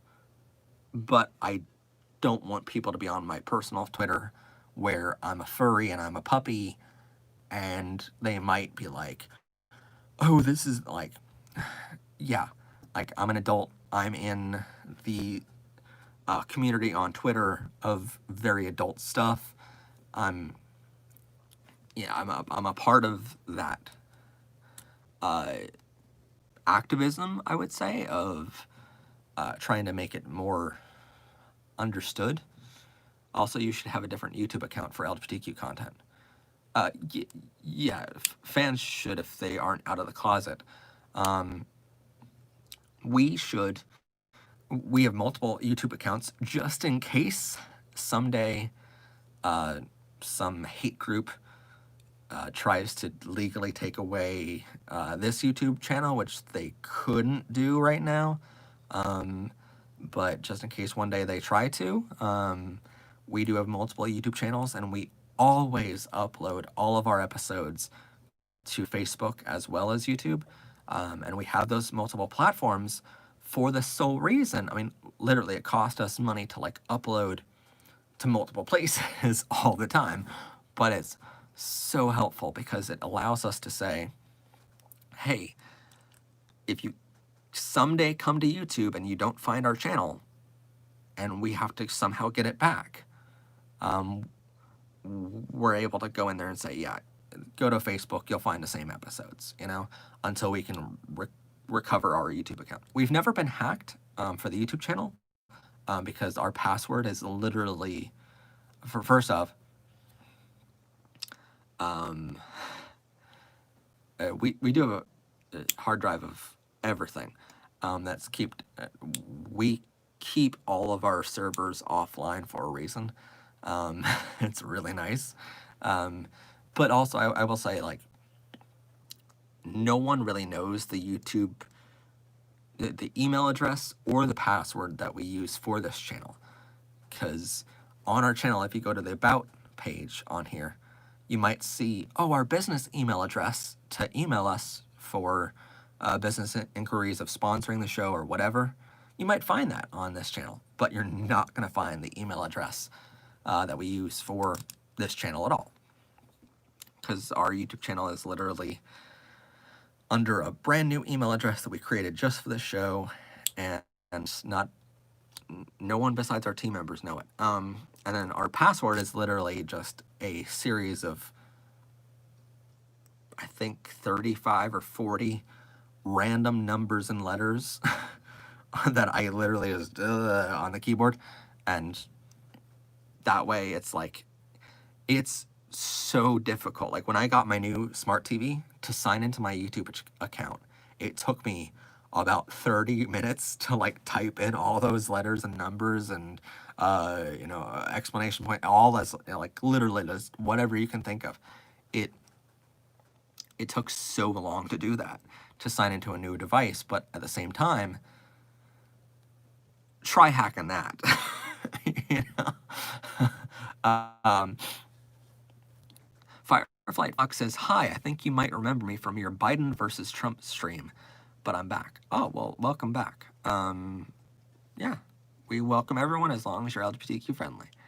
I'm new here, though. I subscribed ages ago, Robin Hood. Well, thanks for coming. So yeah, if you have a YouTube channel, I definitely suggest you keep it protected with a long password and an email address that you don't release to anyone. And that's what we do with all of our YouTube accounts. What's your favorite color? Blue or black? Generally dark blue, though. I like dark blue. It's a nice color. I was gonna say rainbow, but that's too on the nose. The stream where we celebrated Biden's win was legit, though. That was an awesome stream. You're right. You slipped on ice and fell on your back earlier. Ooh, I'm sorry. Are you okay now, though? Maylee says, I may have to go soon. Well, Happy New Year. 30 minutes until Happy New Year for everyone else, for the country. But Matt, I really want to come out as gender fluid, but don't know how I should. Seems more difficult for people to understand compared to other genders. You're right about that. It is way more difficult to come out with a gender than it is to come out as a sexuality. So you're right about that. Give me 1 second, I'll get back to your question. What's your favorite movie? Ooh. Probably... Huh.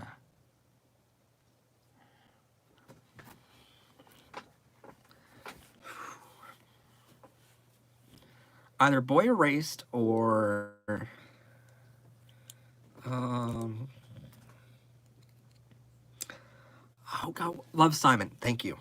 I was like the one where they go on the Ferris wheel at the end, and I cannot think of the name, but it's like the one's name is Blue, and I'm like, oh, I know it. I just can't think of it offhand. But Love Simon. Yeah. Had I thought of Simon, I would have guessed the title. But yeah, Love Simon. Love Simon and Boy Erased are my two favorites. And Boy Erased is really, really sad. So if you don't want to watch a sad movie, watch Love Simon. First time I ever watched Love Simon was with I haven't watched Love Victor yet because I don't have Hulu, but I want to watch it so bad. I think it's like first time I watched it was with my ex-boyfriend who was abusive, and yeah, so I rewatched it since then just to like be like, yeah, I watched it without him now. Should I come out to your brother or your mom? But first, I would say generally siblings are more accepting than parents. If you're afraid of your parents being homophobic or transphobic, then come out to your siblings first, and hopefully you get their support first. But there's sometimes it's the total reverse of that. What color is your Fursana's eyes? Brown. I mean, literally, if you, it's pretty cool. But bit I forward slash shadow.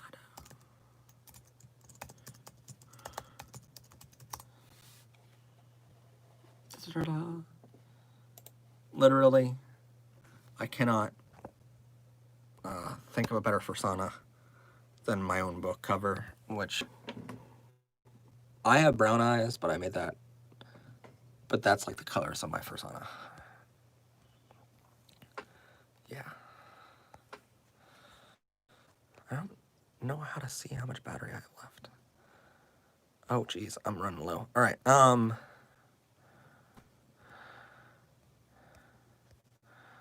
right. Well, I'll tell you what I can do here is I can simply plug myself in to an outlet.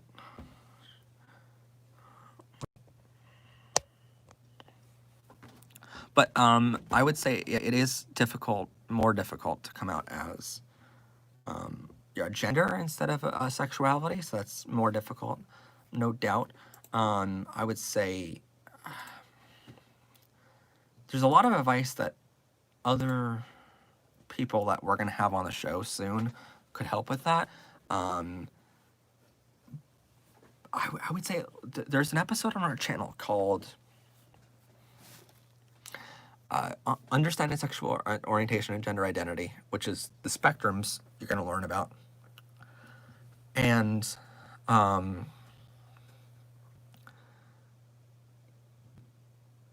what? Okay. Sorry. The spectrums you're going to learn about in that episode, and also transgender, the science of being transgender. That episode has a lot of information about being a transgender, but also about being gender fluid and about genders in general and the science of your gender. So those two episodes are going to help a lot, because if your parents or anyone isn't accepting of your gender, I think right away, what's difficult, for me coming out as gay, for instance, if my parents had any, like, if my dad had any questions for me, I could simply answer them of like, yeah, I just happen to love someone different than everyone thought I did, you know? And there's a lot of signs of being gay that you give off throughout your life that my entire family was like, yeah, he's definitely gay, you know, and there's no doubt about that. But before I ever came out, they knew that, you know? But gender is a little different, because you don't give off as many signs and like warning signs of being a different gender. And what happens with gender is when you come out as a different gender, people don't know as much about it because they aren't taught as much about it. And so I would say watch those two episodes and specifically, because that way you'll be able to answer more questions then. And the more questions you can answer to someone, like if you come out as gender fluid and someone's really not supportive, like I said before, make sure it's safe for you to do that first. But if they just happen to not be supportive, and you thought they would be supportive, but they're not supportive right away, ask them why. Ask them, all right, what questions do you have about it? How can I help you through this process, right? Even if it's not that day, even if it's a day or two later, have a conversation with them and ask them, right, how can I help? What can I educate you on to help you understand my gender, right? That's going to help greatly. But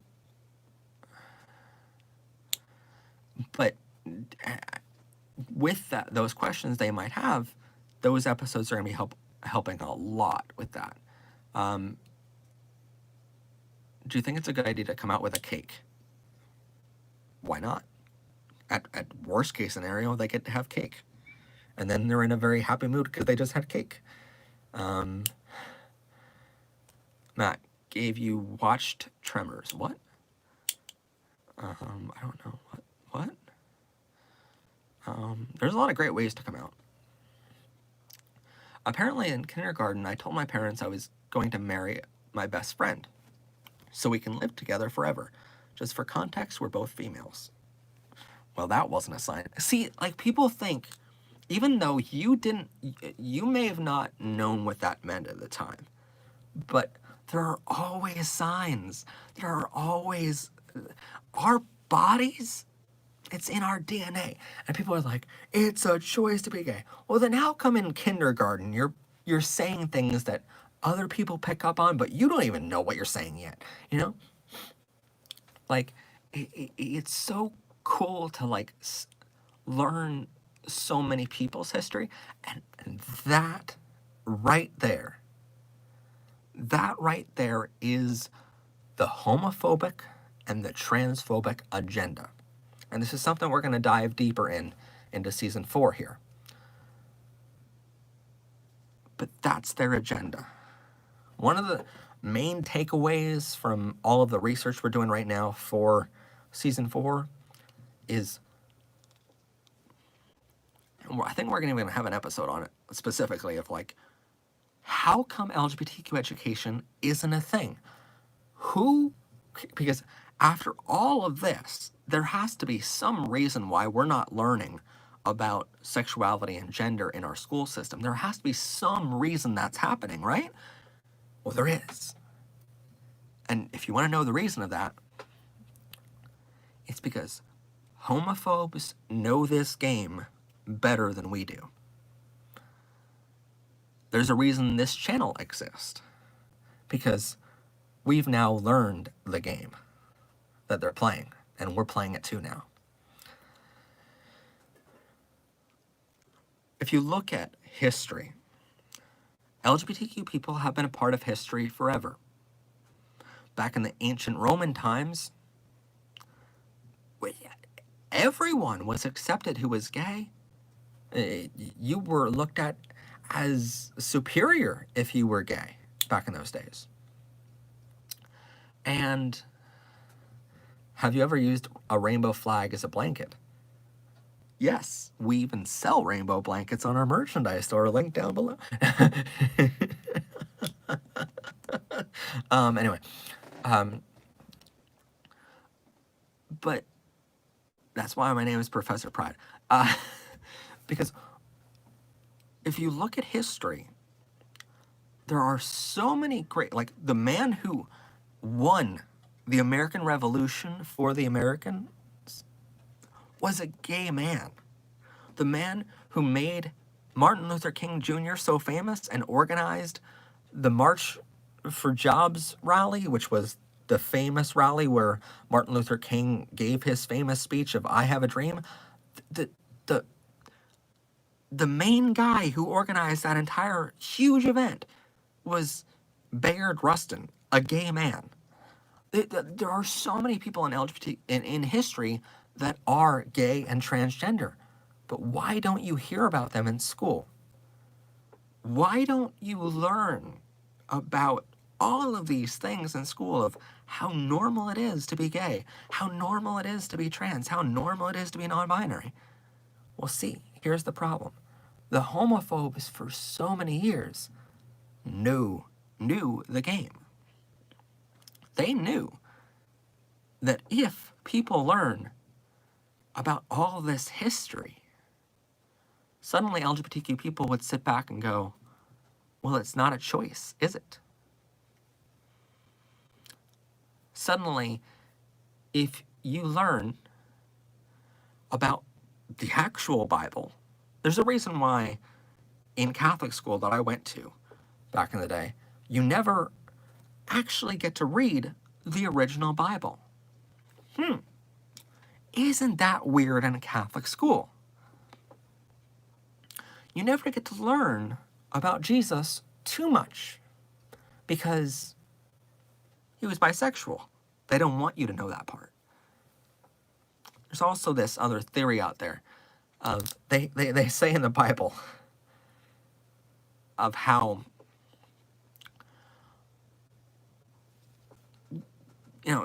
Jesus was God's only son. So doesn't that make every other man on earth nowadays transgender? There are all of these things like you don't learn about in school for a reason, because certain people tried to hide it because they knew if you learned about these things, you would start putting two and two together pretty fast. For instance, if you learned that America was founded by a gay person, suddenly they couldn't teach you about the American Revolution and how America came to be anymore.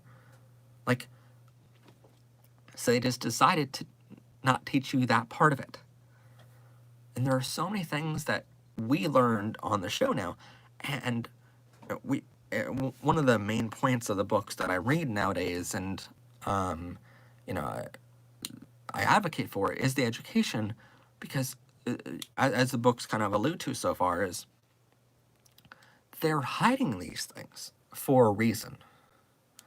And it is incredibly difficult to do our job as researchers, as activists, and as teachers to find this information to teach you. It is so difficult. Like the books that I'm reading, you don't find on a library bookshelf in your school. You don't find them as assigned material in history class in high school. You don't find this information very easily. Why? Because homophobes have gone to extreme lengths to hide it. And that's why, like, researching for our show takes a team of dozens of people all the time working, because it is so difficult to find this info. It's easy to look at things nowadays and go, well, yeah, here's what happened in the news today, right?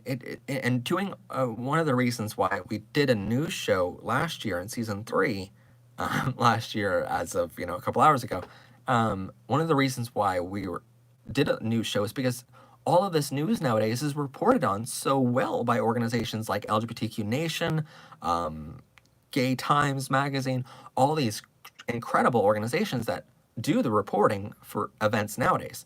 And that's critical because we need that information. We need this information for one day, when it's not reported on in history books, But back in the day, in the Roman times, they didn't have homophobes trying to hide it. All of a sudden, things were burned. Books, scripts, everything was burned. And it's gone in history forever. Why were they burned? Homophobes. All of a sudden, we get all this information from taken out of history by small little excerpts, because that's all we have sometimes. And so the more you try to dive into, like, if you're just researching one topic, it might be easy. Like researching the Stonewall riots. Here's a perfect example of it, right? The Stonewall riots was the catalyst, the event that changed the course of history forever for our community. A community, keep in mind, that is made up by 780 million people worldwide. And this one day, this one event, changed the course of history forever, right? That Stonewall riots was just as big of an event as September 11th, 2001, where the World Trade Center, the Pentagon, and and then Flight 93 in Pennsylvania went down because of terrorists. It was just as big of an event as that. If we look at nowadays, where Trump was made president, it's just as big of an event like that, if not bigger. Stonewall riots changed the course of history for the world, not just America. And yet, On the day Stonewall riots happened, only one reporting agency, one news agency, actually reported it. A man that we covered earlier in season 3, in our LGBTQ History Month. What was his name? Gender emote has always been out for a review. I will look into that. Not much I can do on stream right now, but I will look into it. What was his name? It's right here at the top. So Craig Rodwell was the co-creator of Pride. I'm trying to figure out if it was someone else, though. Yeah. So Craig Rodwell was his name. He is the man that literally saw the Stonewall riots happening. And instead of getting involved in the Stonewall riots, he's the man who went to the phone booth and called every news agency in New York State, in New York City, right? And said, get your reporters down here right now, because he understood the significance of that moment. He understood what the Stonewall riots were going to mean for the community later. I don't really have a stream schedule. I wasn't supposed to go live tonight. Becca canceled on me because she was sick tonight, so I literally just decided to go live now. Next year, we're going to have a stream schedule that we will publish in February with our first episode. Generally speaking, that's when we publish our new schedule for the year, but right now we just... And so, literally, he called all of these major news agencies in New York City. And keep in mind, New York City isn't a city that is one of the meccas of news in our country. And only one news agency actually sent a reporter down. And they only sent one person down to report on the whole thing. It was the most pivotal moment in history for our community. And they only sent one person from one agency. Think how crazy that is. And so if you start realizing this, the more you look at our history, the more you look into trying, like if you're one of our researchers for the show, the more you try to research about this community, the more obstacles like that you'll find of, holy crap, just how hidden this history is, how hidden anything about our community is like how, and it's not about incompetence of the community, because the community was always trying to get this stuff out there. It's due to homophobes and transphobic people being so powerful, getting hired into positions, getting elected into positions where they were able to hide all of this information, where they were able to bury all of this in history. And that's why our job nowadays is so hard. But that's why we're here. Because we're here to tell the story that all these people tried to hide for centuries.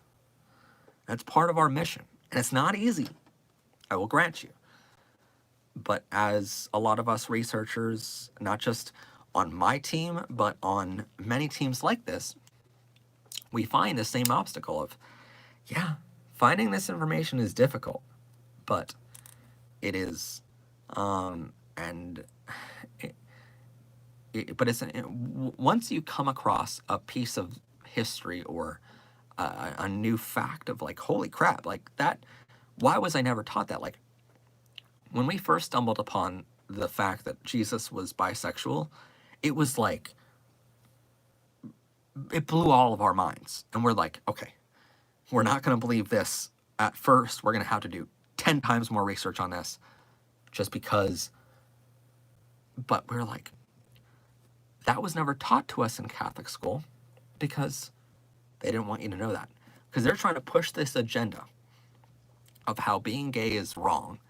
So they won't let you read the original Bible. They won't let you know that Jesus was bisexual. They won't let you know any of this information that goes against what their message is. And there's a problem with that. Anytime someone doesn't let you know half of the information or the other side of the story, they're trying to hide something. And there's a reason why on our show, we always play devil's advocate of, hey, was this wrong? Was this right? We always try to, like, when we're covering a story, we're like, all right, we're going to tell the whole scope of it, not just our side. But we let you decide on your own. And that's what true researchers do. Kit Kat, with another donation, comes in with, okay, I'm so broke, but I need to tell you... Sorry.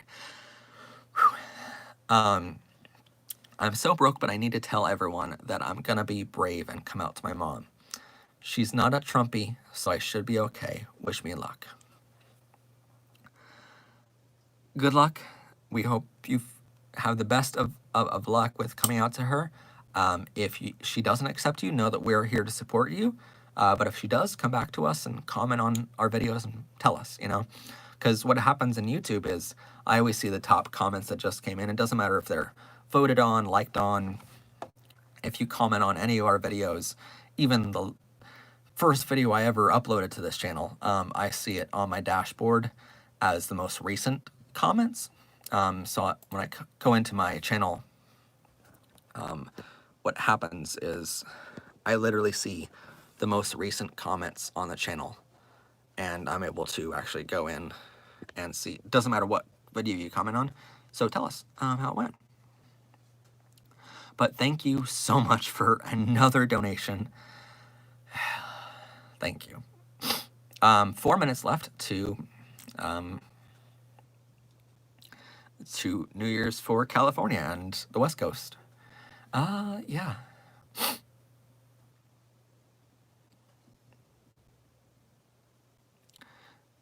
See, like this. How much have we made now? Okay. We will.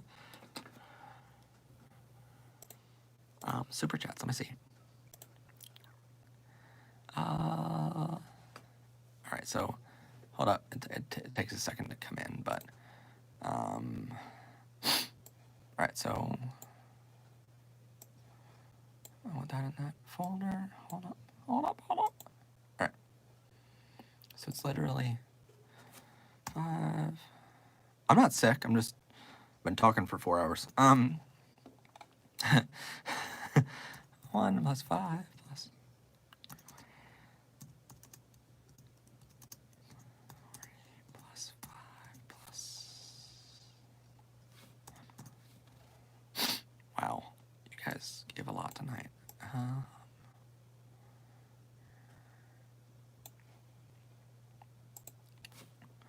2 plus 5 plus 5 plus 5.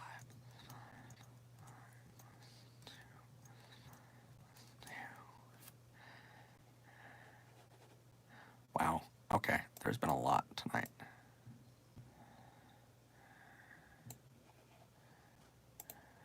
Plus 1 plus 5. Yeah. So far, a total of $152 in super chats tonight. So thank you so much to everyone who donated. You just, you have no idea how much that helps. So thank you. Yeah, wow. 2 minutes to then Happy New Year for West Coast. So yeah. All right. Have you watched the movie series called Tremors? No, not yet. I don't. If it's a horror thing, I don't generally like them, but I haven't watched that.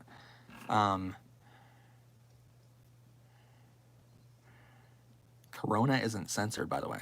What do you mean it's not censored? Why would Corona be censored? Bye, have a good night, and Happy New Year. I was going to say Happy Merry Christmas, and I don't know why I was going to say that, because Christmas is over. Here, My Chemical Romance is a pretty good band. And it's 40 seconds. 40 seconds. And a happy new... Wait. I feel like this is needed at this point with $150 of super chats. Yeah.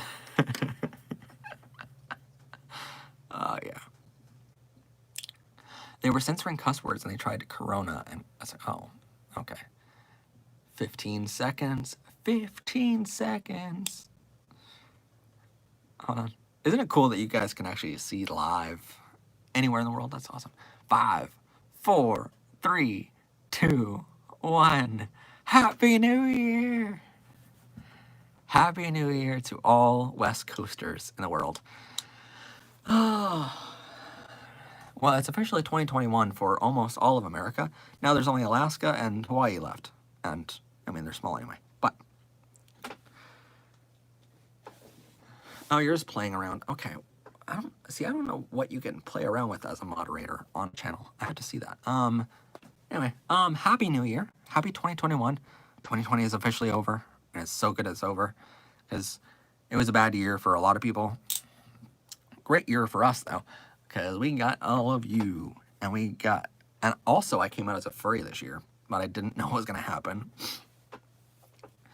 But you guys, just like we made a comforting and accepting community for you to be a part of this year and to tell us you were LGBTQ before you told anyone else, you also gave me that same community to come out as a furry.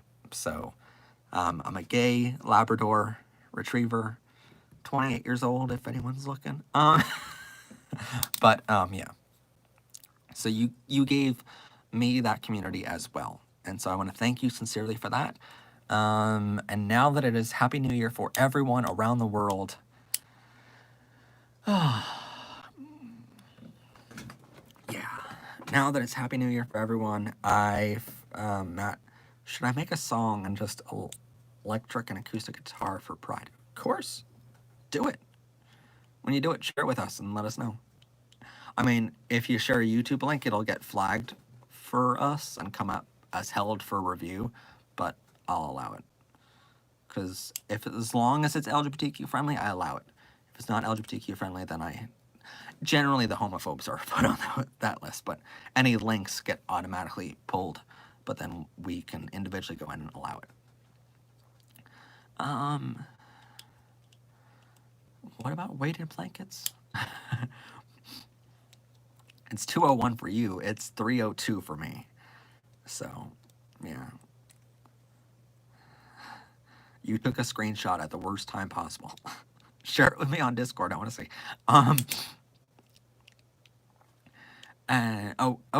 Okay. I sent a text and my mom is sleeping right now, so she probably won't see it till the morning, so I'll update y'all on the Discord or something. Okay, cool. Anastasia says, thank you for helping me come out to my mom. Well, thank you for being here, and hopefully it went well. Hopefully she accepts you. I want to thank you for having the courage to come out to us and tell us. Get Matt in a relationship. Hashtag find Matt a man was trending earlier this year. I think one of the first live streams of the year, we had hashtag find Matt a man, hashtag Matt is the thirsty puppy trending, and I don't know why. So we've been trying all year to find Matt a boyfriend, and like all year I haven't been able to date pretty much because of COVID. So it's like, that's the one downfall of this for me. Is there a Discord for the channel? Yes. So if you go, after the live stream is over, if you go to our channel header, hold on. Go to our channel, right? By the way, brand new channel header right there. I love it. Hopefully you guys do too. But then There's our Facebook, our Patreon, our Twitter, our Pride Academy, and our Discord link, all right there for you. Oh God. Oh God. Okay. There we go. Hi. Yeah, so that's our that's all of our links to our social media. So you can join our Discord there. And as long as you're LGBTQ friendly, you'll be kept on the Discord forever. Yay. Yay. All right. Some child out my side window yelled Happy New Year. Well, Happy New Year. That's good. We need to start it up again. What? Oh, okay. Find a man. Okay, yeah. Sorry I wasn't here. I was... Normally I'm up until around 4 o'clock, but your voice is just making me fall asleep.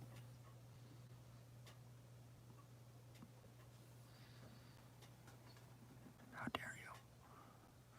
Puppy barks. It was a depressing year for a lot of people. It was a depressing year for me because I couldn't really date that much. But it was a very good year because I got all of you. And I will keep reminding you of all that because there was good in this year. I found a great community online with all of you. I get to interact with a lot of you now. And I also spoke at a Pride event this year as a keynote speaker, which was amazing. Yeah, this year was good. Oh my God, ASMR with Matt. Yeah. Wait, what? What did you send me? Rebellious Pastry sent me something. Oh, you can report, you can remove, you can put user in a timeout, and you can hide user on this channel. Okay. Too bad. Don't you dare hide user for Alex. Alex is the main donor, or one of our main donors. I'm kidding.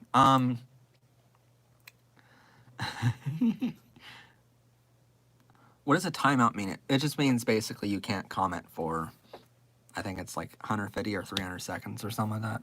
It's basically like a warning you can send to somebody before you ban them of like, hey, you're freaking up right now. Don't keep doing what you're doing. I know the screenshot was amazing. And it's like the timeout earlier in the season, like season 3. I keep on saying earlier this season, but the season is over now. One of the streams, it was a really, I think it was on birthday night, honestly. July 3rd for my birthday, I did a stream, and I I was joking around with one person who I kind of knew and was on for a long time, and so I decided I'm just gonna joke around and put them on a timeout, even though they had no reason to be on timeout. They were so nice, you know? And I'm just gonna temp ban someone. And they're like, and they came back in the chat like 300 seconds later and they're like, oh my God, that was hilarious, you know? But, yeah. Why were you wait, why did you time out Luna the Night Guard? Why? Wait, did they say something bad? Luna's very nice. What? Wait, why? Why? Oh, did you just do it as a joke? Oh, they asked. Oh, okay. Okay, as long as I understand. No timeouts for everyone, because I have no one to talk to. Otherwise, this is very awkward with me just looking at a screen and just talking to myself as a puppy. I say that like I don't wear these every night anyway. What?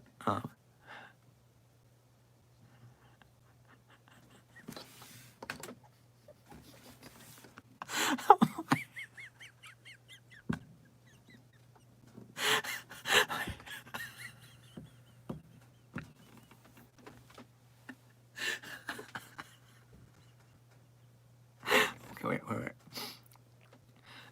Jimmy Cool asked, "Can I go in timeout, Daddy Matt?" what? What gives you the impression that I'm a daddy?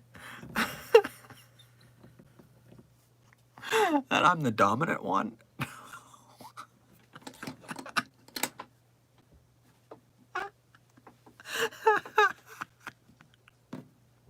Puppies are not the dominant one. Oh my god. Oh, that was funny. Oh, that was really good. Okay. I want a fursuit so bad. Yeah, so do I. Jimmy Cool, congrats, you killed Matt. Yeah. Daddy, Matt, and Pop. Daddy, Matt, and Mama Pastry. Wait, why does it have to be Mama? Why can't it be Daddy and Daddy? That's the premise of our whole show, Rebellious. You're letting us all down. 3 years and you've... Oh, okay, that makes more sense. Okay, Rebellious is like, I'm a she, her. That makes more sense. Okay. Daddy's little pastry.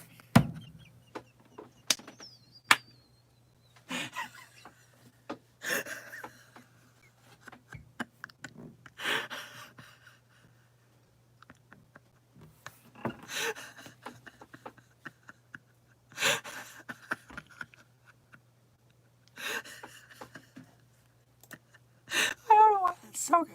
Oh my god. Oh. I like that. Oh man. All right. So apparently I was called Daddy in the chat, and Rebellious is the mommy now. So now we're like Daddy and Mommy. It's too good.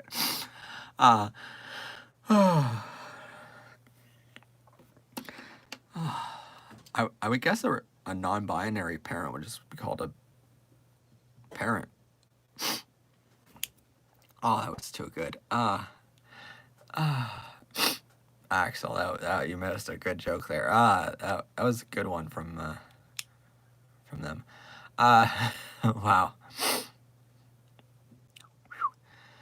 Anyway, Daddy, Matt, chill. Oh my god. You're okay. So I'm going back to like.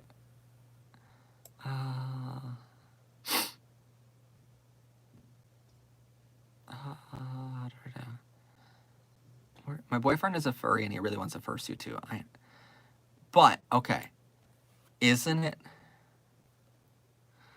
And Jimmy Cole says it wasn't that funny, Dad. Yes, it was. It was hilarious. It's the first time I've ever been called Dad. Okay, on Discord, I just got a message from Luna saying, "Why was I put in timeout? I didn't do anything wrong."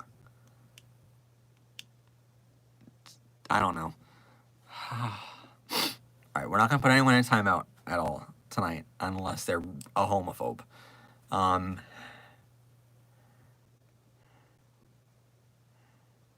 Oh, wait. Chicken Nugget says, non-binary. Huh. Okay, hold on. Non-binary parents are called Ren and Sen, but they can also choose their own name if they want. That's good to know. Yeah, if they're a homophobe, just straight up ban them. Yeah. Luna, you're back.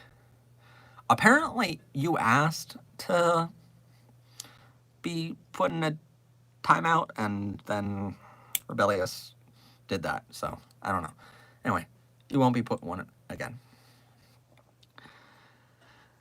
And an endless loop of go ask your dad / mom. Oh, yeah, that's pretty much what it'll become eventually. Oh, okay. Anyway, there was a ton of drama in a community I'm in online, and it revolved suicide, which gave me a ton of anxiety, and I was dizzy. I think I have death anxiety, but I never talked to a doctor.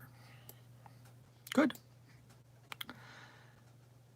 The not so graceful Grace.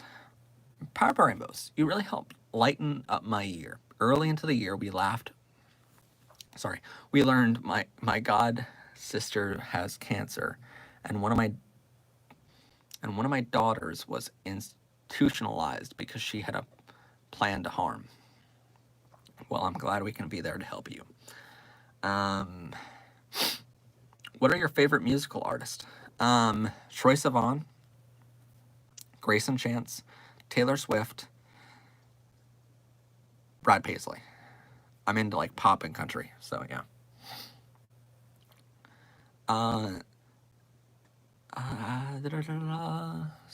But I massively want to like collaborate with Troye Sivan one day. It's like a dream of mine.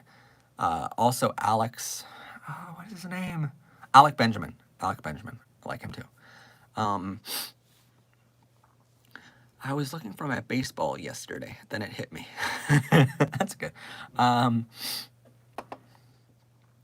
you going to watch the new Doctor Who? Watch the Doctor Who New Year special. I don't really like Doctor Who, so probably not. You're my dad now. Deal with it. Okay. All right. Good to know. I'm a lot of people's adopted dad apparently. I don't know. Basically, this is me whenever my friends suggest a song to me. Is it gay? What? No, not interested then. Your lights keep flickering and you're scared. Probably because you have a ghost in the house. Probably doesn't help you much, but you have 20.5 thousand. Sorry, you have 20,500 children, Matt. It's 20,700, but yeah. Yeah, I mean, yeah, not literally. But I do have a lot of students. That's what I say people are to me. Because I look at our whole thing as a pride classroom. I'm a professor, and all the teachers here have students, and we really try our best to help you. So any advice you need, you can comment on any of our videos and we'll try to help with. Even if it's a trans or a non-binary question, we have trans and non-binary people on our team, so we can get it to them and they can get you an answer. How many inside jokes can we make, Matt? Make as many as you want. Only 38 children are vibing on here. Yeah. This community is so sweet. Everyone is so wholesome. I love it. That's what the LGBTQ community is all about. Is all about being sweet and wholesome. We're all about love and acceptance, and yet homophobes don't like us. And it's like the homophobes are like, we're all about hate, and then the LGBTQ is just like, we're all about love. And why do you hate us? It's the weirdest fight that you'll ever see happen. It's like they want to hate us and punch us, and we're like, but all we do is love.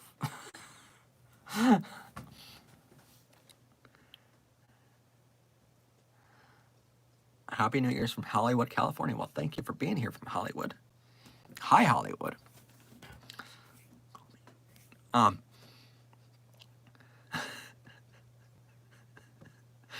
I'm so glad you went live, otherwise this New Year's would have been so boring for me. Well, I went live because I was supposed to be with Becca tonight, hanging out, just having a night off. But then Becca was sick tonight, and she's getting better. She has a sinus infection, so she'll get better in a day or two, and we'll hang out again, and we'll have Mario Kart or Mario Party game night, and everything will be fine. But she canceled, so I'm with it, y'all. And I would have still probably streamed just for a couple minutes tonight at midnight, but the hours of the stream are thanks to her. Okay. KitKat asked, okay, so, sorry, need a burp there. Okay, so some girls I know think that being bi is a trend, so they'll go around saying, oh yeah, I'm bi, but I would never date a girl. That's nasty. Save me. What bi people, and we talked about this a little bit in the LGBTQ State of the Union address earlier this year. And we'll definitely be hitting hard on that topic in March for Bisexuality Awareness Month and Bisexual Health Awareness Month and stuff.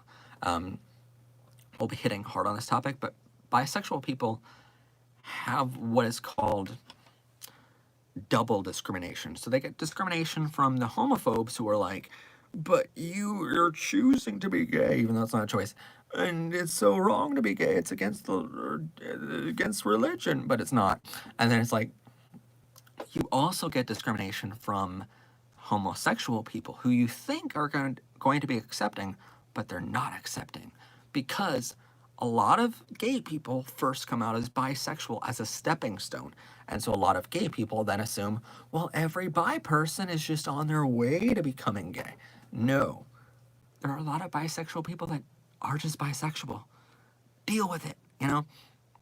And it's weird that a lot of gay people don't accept bisexual people, but it's like, you need to accept them, and I don't understand why you don't. And like, after all you learn as a gay person is like, oh my god, it's like everything is gay, crab rave. That's good. But after everything you learn about the spectrums of sexuality, the 7 spectrums I showed you earlier,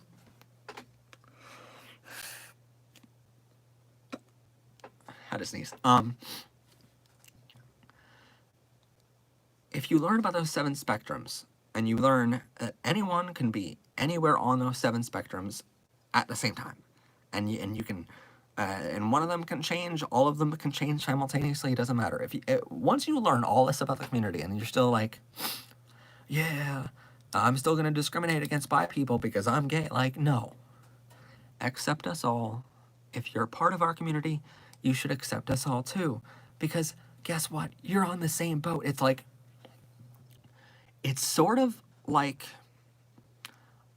a gay person a gay person discriminating against a bisexual person or a trans person or anyone in the community is sort of like someone being on a ship, and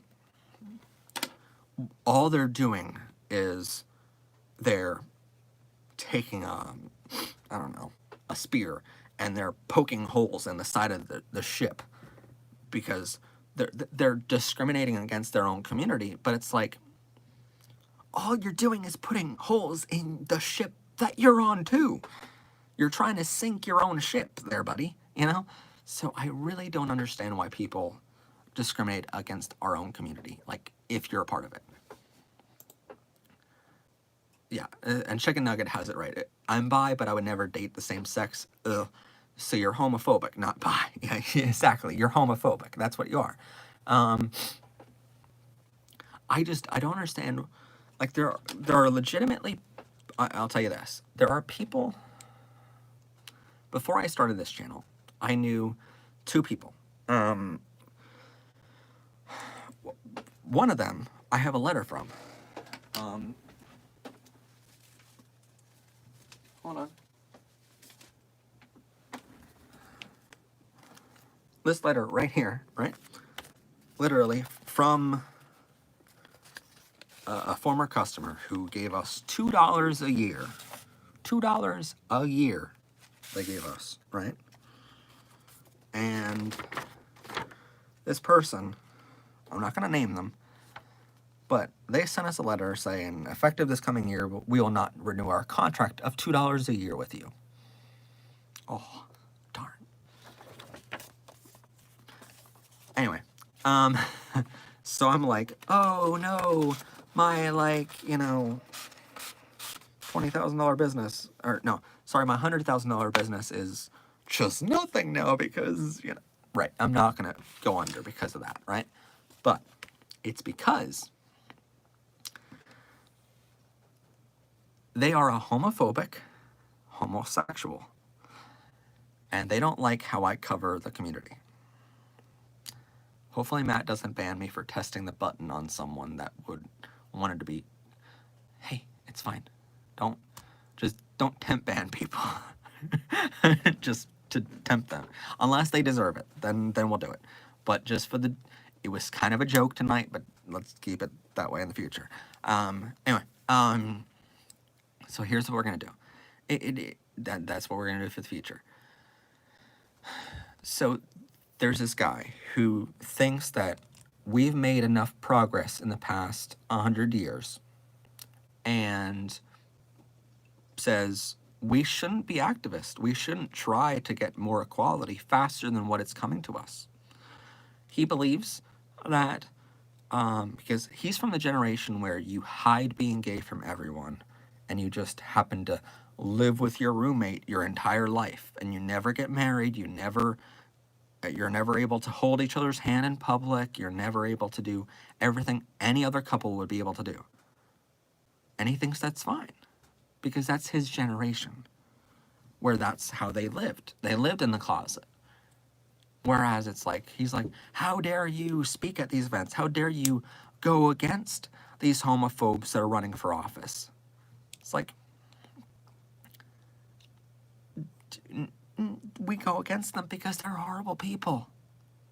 And if horrible people are elected into office, they can do massive damage to us. Look at Trump. Look at Mike Pence. Look at Bolsonaro down in Brazil, who's the dictator down there. Look at all of these people. Like, look at Vladimir Putin. If we elect or if we enact people who are homophobic, how don't you expect the community to be set back hundreds of years? And so, yeah, we fight against him, and he doesn't like it. And so he's like, I'm not going to give you business from now on. I'm like, yeah, so, so here's your $2, buddy. Things, you know, whatever. Another person I know is my age, I think like a couple years older maybe, but I went to high school with him, and I used to go on the road with him. He wasn't on the road with me on my band, but he was on another band that I used to travel with all the time for different venues and stuff we would go to. And he's a gay guy. He's been out as gay since he was 13 years old. He's been in relationships. I've gotten advice from him in a past relationship of mine. My ex-boyfriend and I were having some problems, and we needed some advice. And I reached out to him and I said, hey, could we, can we get this advice? And he was very helpful with that. But here's the thing with that. He's the gay man, but he also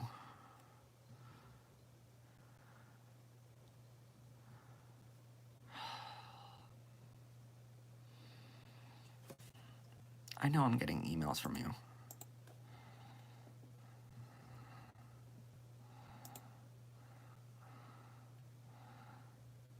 Rebellious emailed me. Axel asked,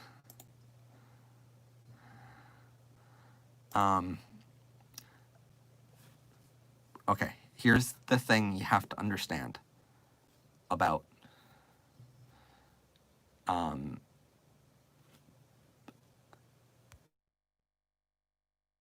here's the thing you have to understand about the timeout thing. If you get put in timeout on the channel enough, you could accidentally ban someone for life on that YouTube account without knowing it. So YouTube does that automatically. So even if someone asked for it, don't do it unless they're homophobic. I did it once to someone that I knew never got banned on the channel, and I immediately went over to our users banned on this channel to make sure they weren't there. But just, be safe with it. I know that they might have asked. Just be safe with it. Mariah Foster says, wish I had more to give, such as donations for your channel. Thank you so much. We've gotten a lot of donations tonight, but I'm never going to be like, hey, I need them to stream. Like, I'm always going to provide this content for you guys for free. It's just, hey, if you can, this channel does cost money to run too. But that's all we're ever gonna say is like, if you can, here's a way to do it. Because I know if we didn't say that, bye, Happy New Year. If we didn't say that, what would happen is people would always be like, how can we support the channel? How can we, like, well, all right, here are some ways you can do it. But if you can't do it, or if you don't want to do it, that's perfectly fine too. I appreciate everyone being here the same. And I'm always going to appreciate donations, but. Alrighty. So. Anyway, what can we do now? Oh, someone asked about abortion. I don't really want to put my opinions on abortion on here. Because yeah. I was called a blank because I said I was a pan. People don't, that's the thing. When you come out to people and they're homophobic or they're transphobic, it's all about education. And here, again, we come back to the topic of the game, right? Matt, I think your channel is amazing, and I love that you support everyone. Well, of course I do.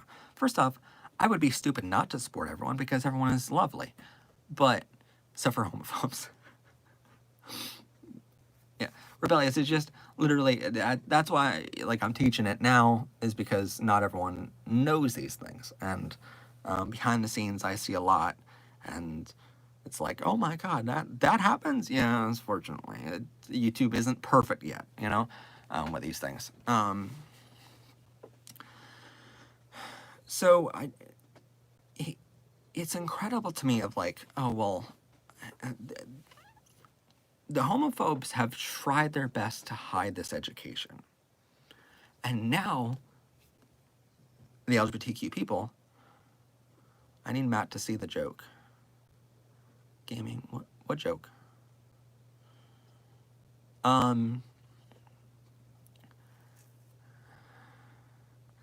But what happens with it is like, the homophobes hide this education, and then they're like, but how are we supposed to accept LGBTQ people? I don't know. Read the freaking education, you know? Like, stop trying to hide it on us, you know? I had a dream I was eating a giant marshmallow. When I woke up, my pillow was gone. That's funny. There's a lot of jokes that could be made there that would demonetize this whole YouTube video.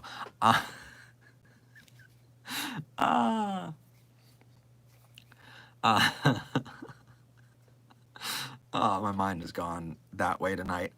Anyway, it's like education is the key to solving homophobia and transphobia forever. It is the key to it. Sadly, we didn't learn that key until later. The homophobes learned it first, and there's a reason why groups that are homophobic have done everything they've done to hide the education on us. I'm back from outer space. Oh, okay. Matt is now Daddy Paw to me. Paw. I want to get a paw tattoo with like a rainbow paw on my. Oh, anyway. I guess you can scream because you're through a keyboard. So yeah, sure. I can't scream because I'm, live. Also, it's 3:30 in the morning, All right, I've already come out I've already come out to a certain public level. Should I make a video that explains me and who I support? I make videos on YouTube as well, and want to raise awareness on my channel, Mariah Foster. You can. The first video I ever uploaded on this whole channel was a video called my coming out story. Coming out.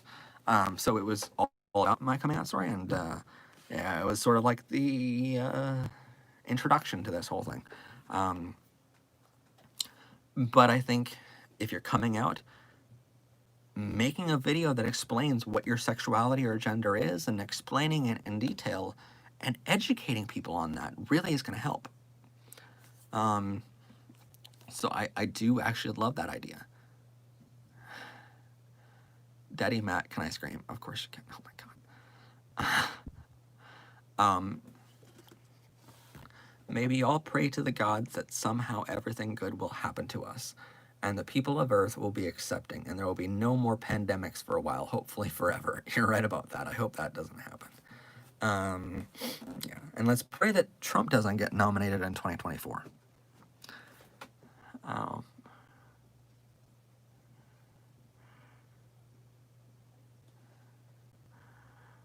Oh, my friend sent me an old clip where you told me to sleep well in my McDonald's chicken nuggets box, and now she is dying laughing on me. Wait, your friend sent you an old clip where I told you to sleep well in your McDonald's chicken nuggets box, and now she is dying laughing on FaceTime. All right, well, to your friend then, here's another gift. Go sleep well in your chicken nuggets box next to your fries and your milkshake, and let it bring all the boys to the yard if you're into boys. Men.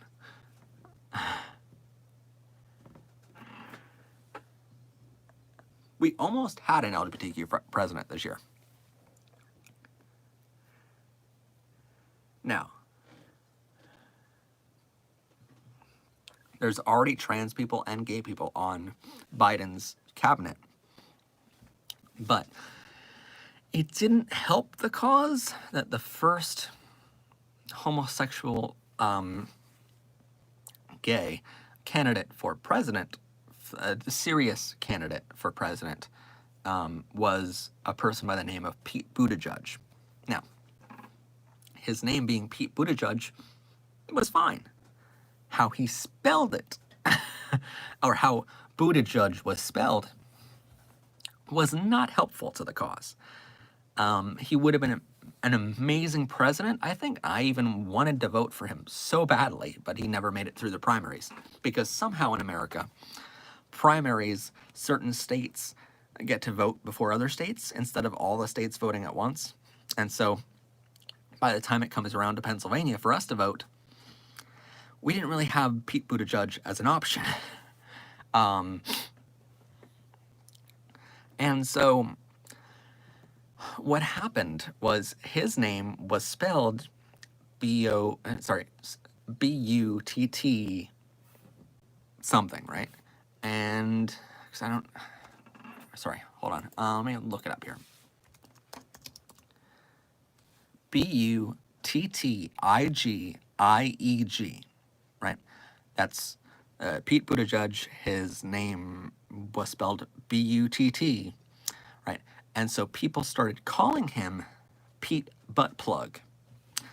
That's horrible, right? But it was really easy for them to make that joke. And homophobes had a field day with his name. So honestly, he's a great guy, and he would have made an amazing president, and he has great policies, but yeah, that wasn't the best name. But in his campaign, he kissed his husband on stage, and it was so beautiful to see. And I would have loved to see that in the White House and that representation. But the hate groups would have had a freaking field day with it. And it was a shame. Yeah, Trump was a sore loser throughout this whole election, and it's like, it's almost over, buddy. Here's how you know Trump knows he lost. Well, the cool news is, like, even though we didn't win the presidency for LGBTQ, we did win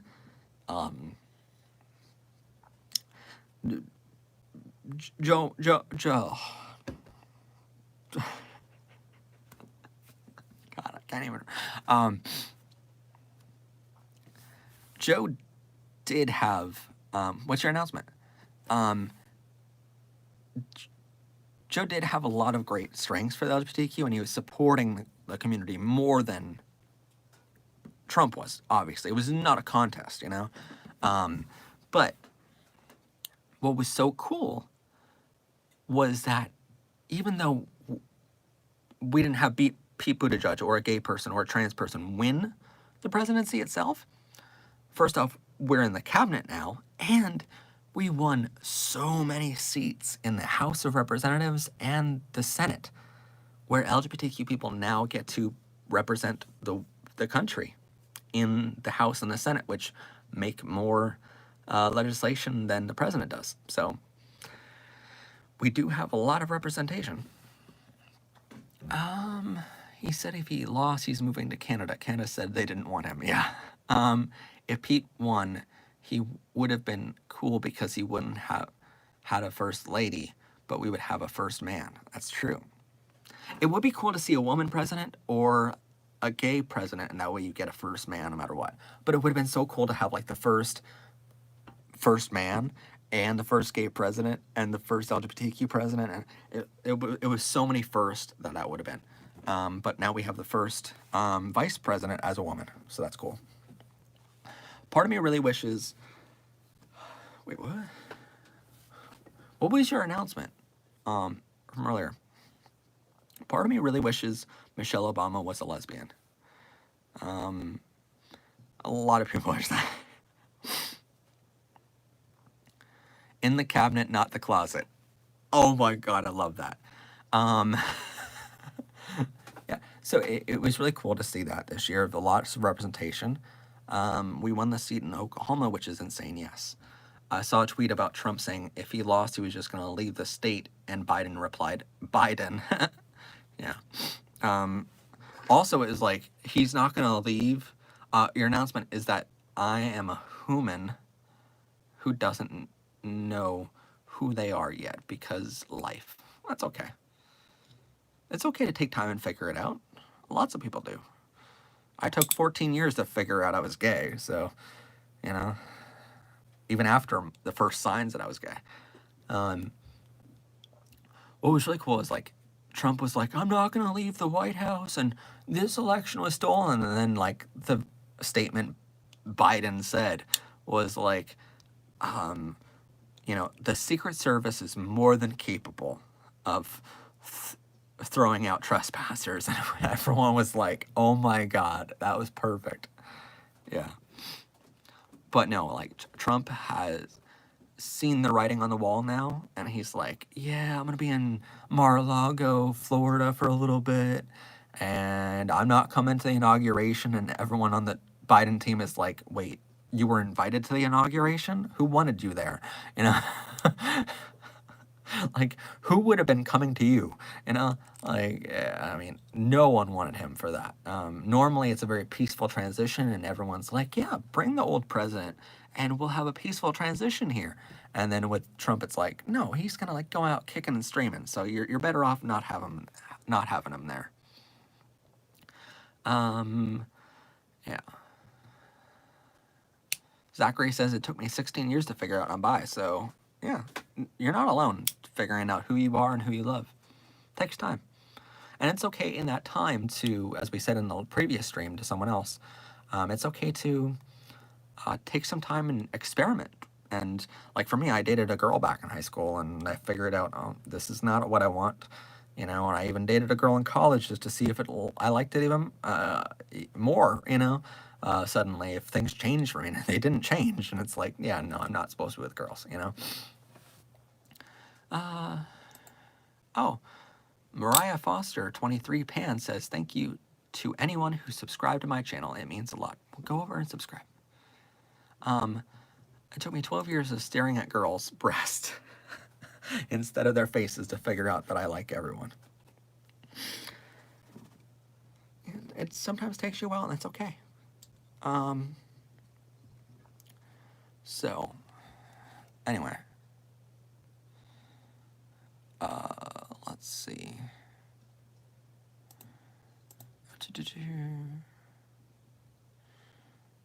3. Okay, so I've been live streaming for like 4 hours now. That's cool. To end off the year. So I think we are going to, kind of call it quits here in a minute. It's almost 4 a.m. So happy New Year to everyone. You just messed up your eyeliner. I'm sorry. Hello, cat. She's eating my umbrella. Okay.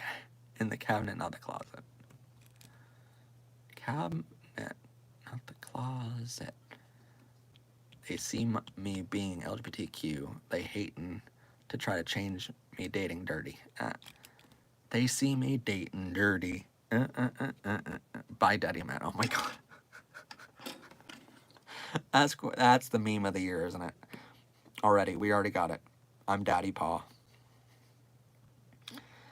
Totally, I'm totally not Amante Deloso, because that's not my puppy name. That y'all. Oh man. I mean, literally, my name is not Amante Deloso, which in Italian that means bone lover.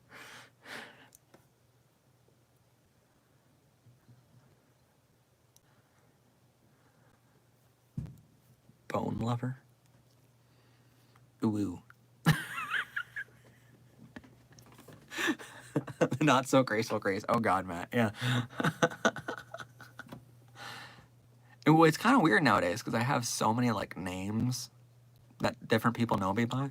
So I have to respond to a lot of different things. So sometimes on the street, I'm called Professor Pride now. And I don't respond at first because I'm like, oh, that's still a new name for me. And still a new character. And then other people in the furry community and in the puppy community, the pup play tribe, which if you know what a puppy is, it's different than a furry, but, just look up pup play online. And you'll see what it is. But I respond to Amante Deloso or just Amante. And I'm also the Amante of the Equality Puppy, which is sort of like Fursona, but Amante Deloso is the real name for it.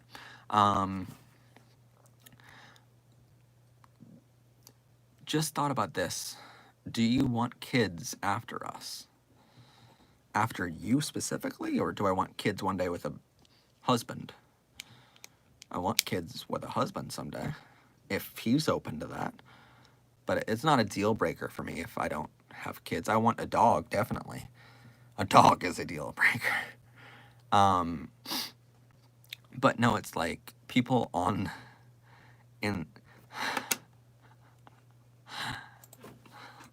it's spelled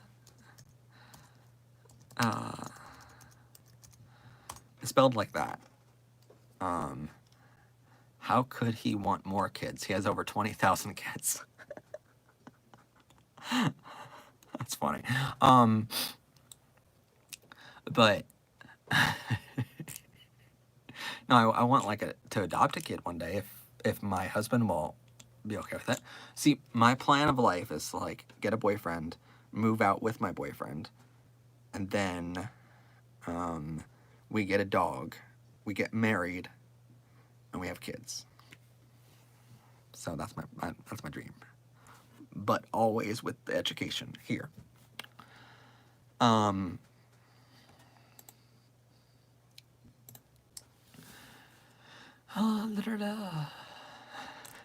Yeah, so I respond on the street now to Amante Deloso or Amante the Equality Puppy, Professor Pride. I also had a band back in the day that I respond to called Matt Hasselman Gang or Stage Life, or which is an old band name. I used to have, and you'll probably, do you guys want an episode on my musical history of how I came to be a filmmaker and start a YouTube channel?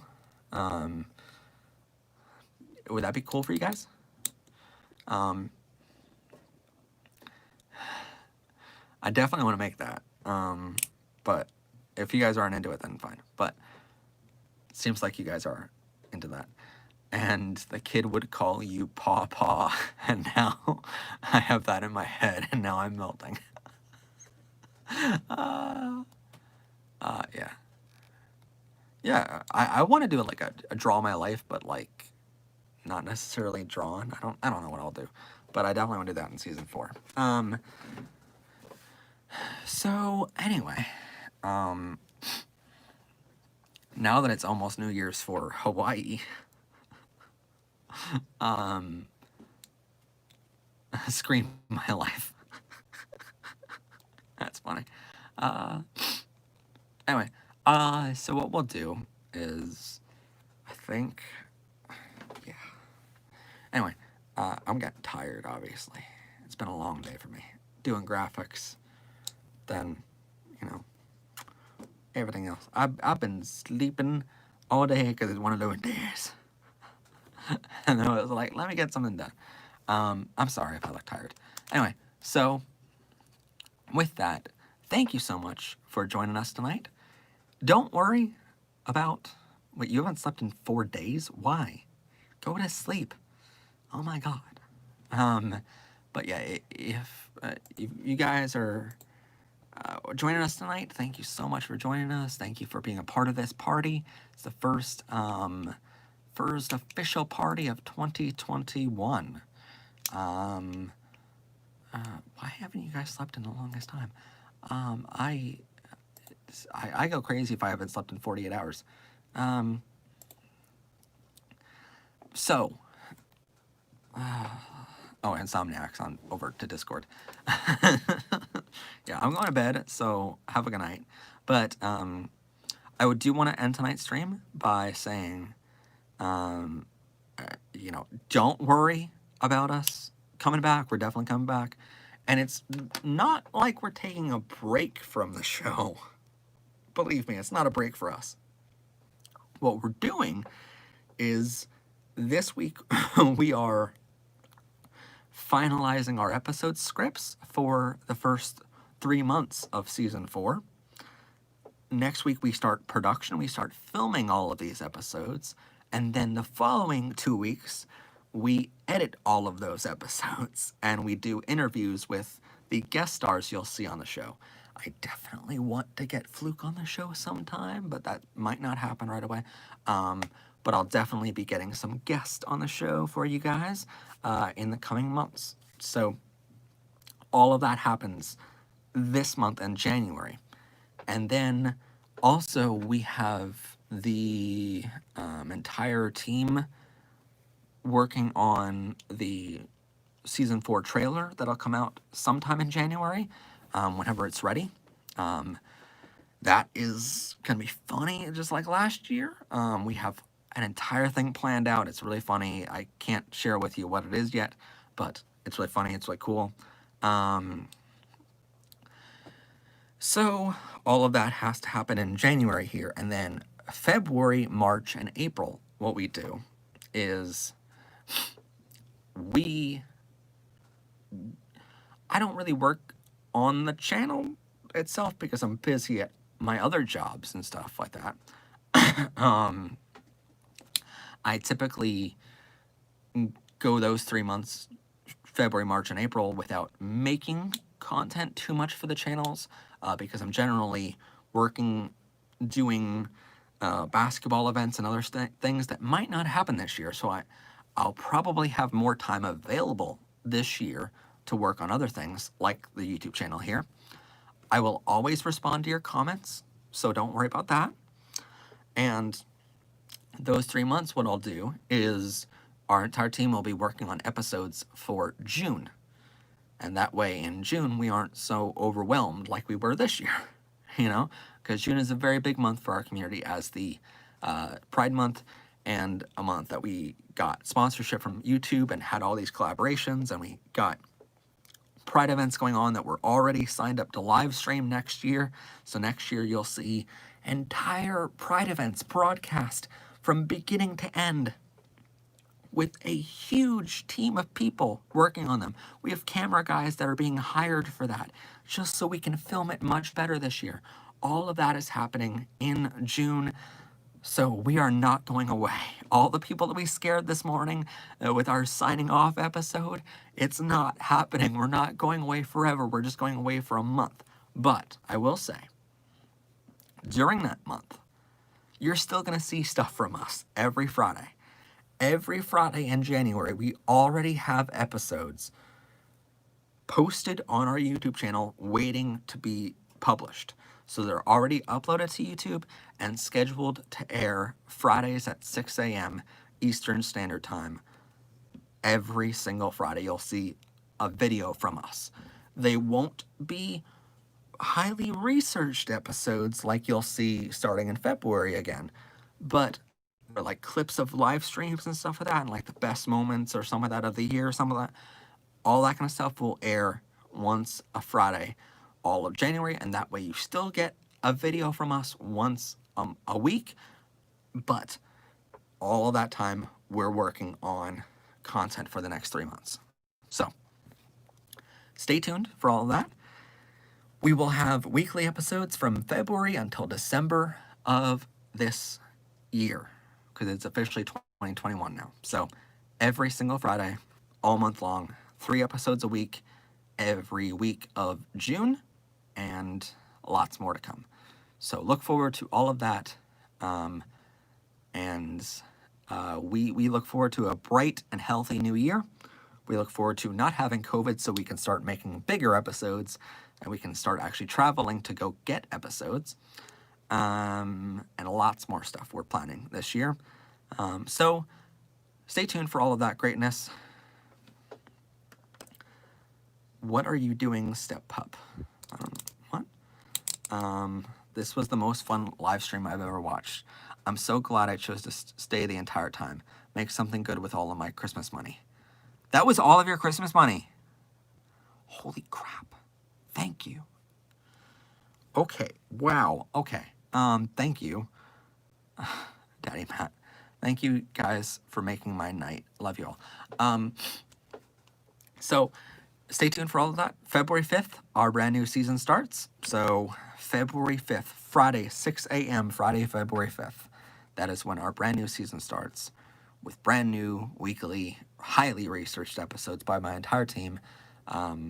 Once again, thank you to my entire team, including David Moore, who's a professor, Chris Krasnowski, who is an amazing VFX artist and one of our producers and writers on the show, Marissa Moyer, a writer on the show for season 4, Becca Liptalk, who's a producer and also idea person for the show. All of that. Thank you so much. When will the next live stream be? I have no idea. I wasn't planning on going live tonight, but we went live. Probably you won't see a live stream from us all of January. I don't know. I might decide to just live stream some night in January, but I don't really know a certain date yet. It really depends. That's all I can say. So I don't know a certain date to tell you, but I know in February we're coming back with full force and we'll be live streaming at some point in February. Probably on February 14th, just to help people through the holiday that are single. I don't know. Maybe. I have to talk to the team about it, probably. But yeah. Anyway, so to end tonight, I'd like to say thank you so much to Kit Kat. Holy crap. You donated 10, 30, 40, 50, 55, 60, $60 tonight came from Kit Kat. Zachary Dill 79, 11, 16, 17, 18, $18. Thank you to Notebook Player for $5, $10, $10,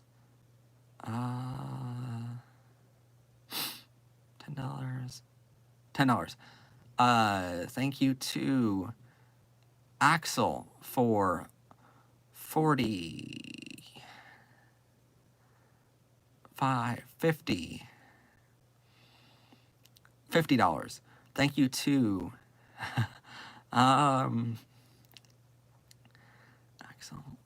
Luna for $2. Yeah, $2. Thank you to PetSmart1000 for $5.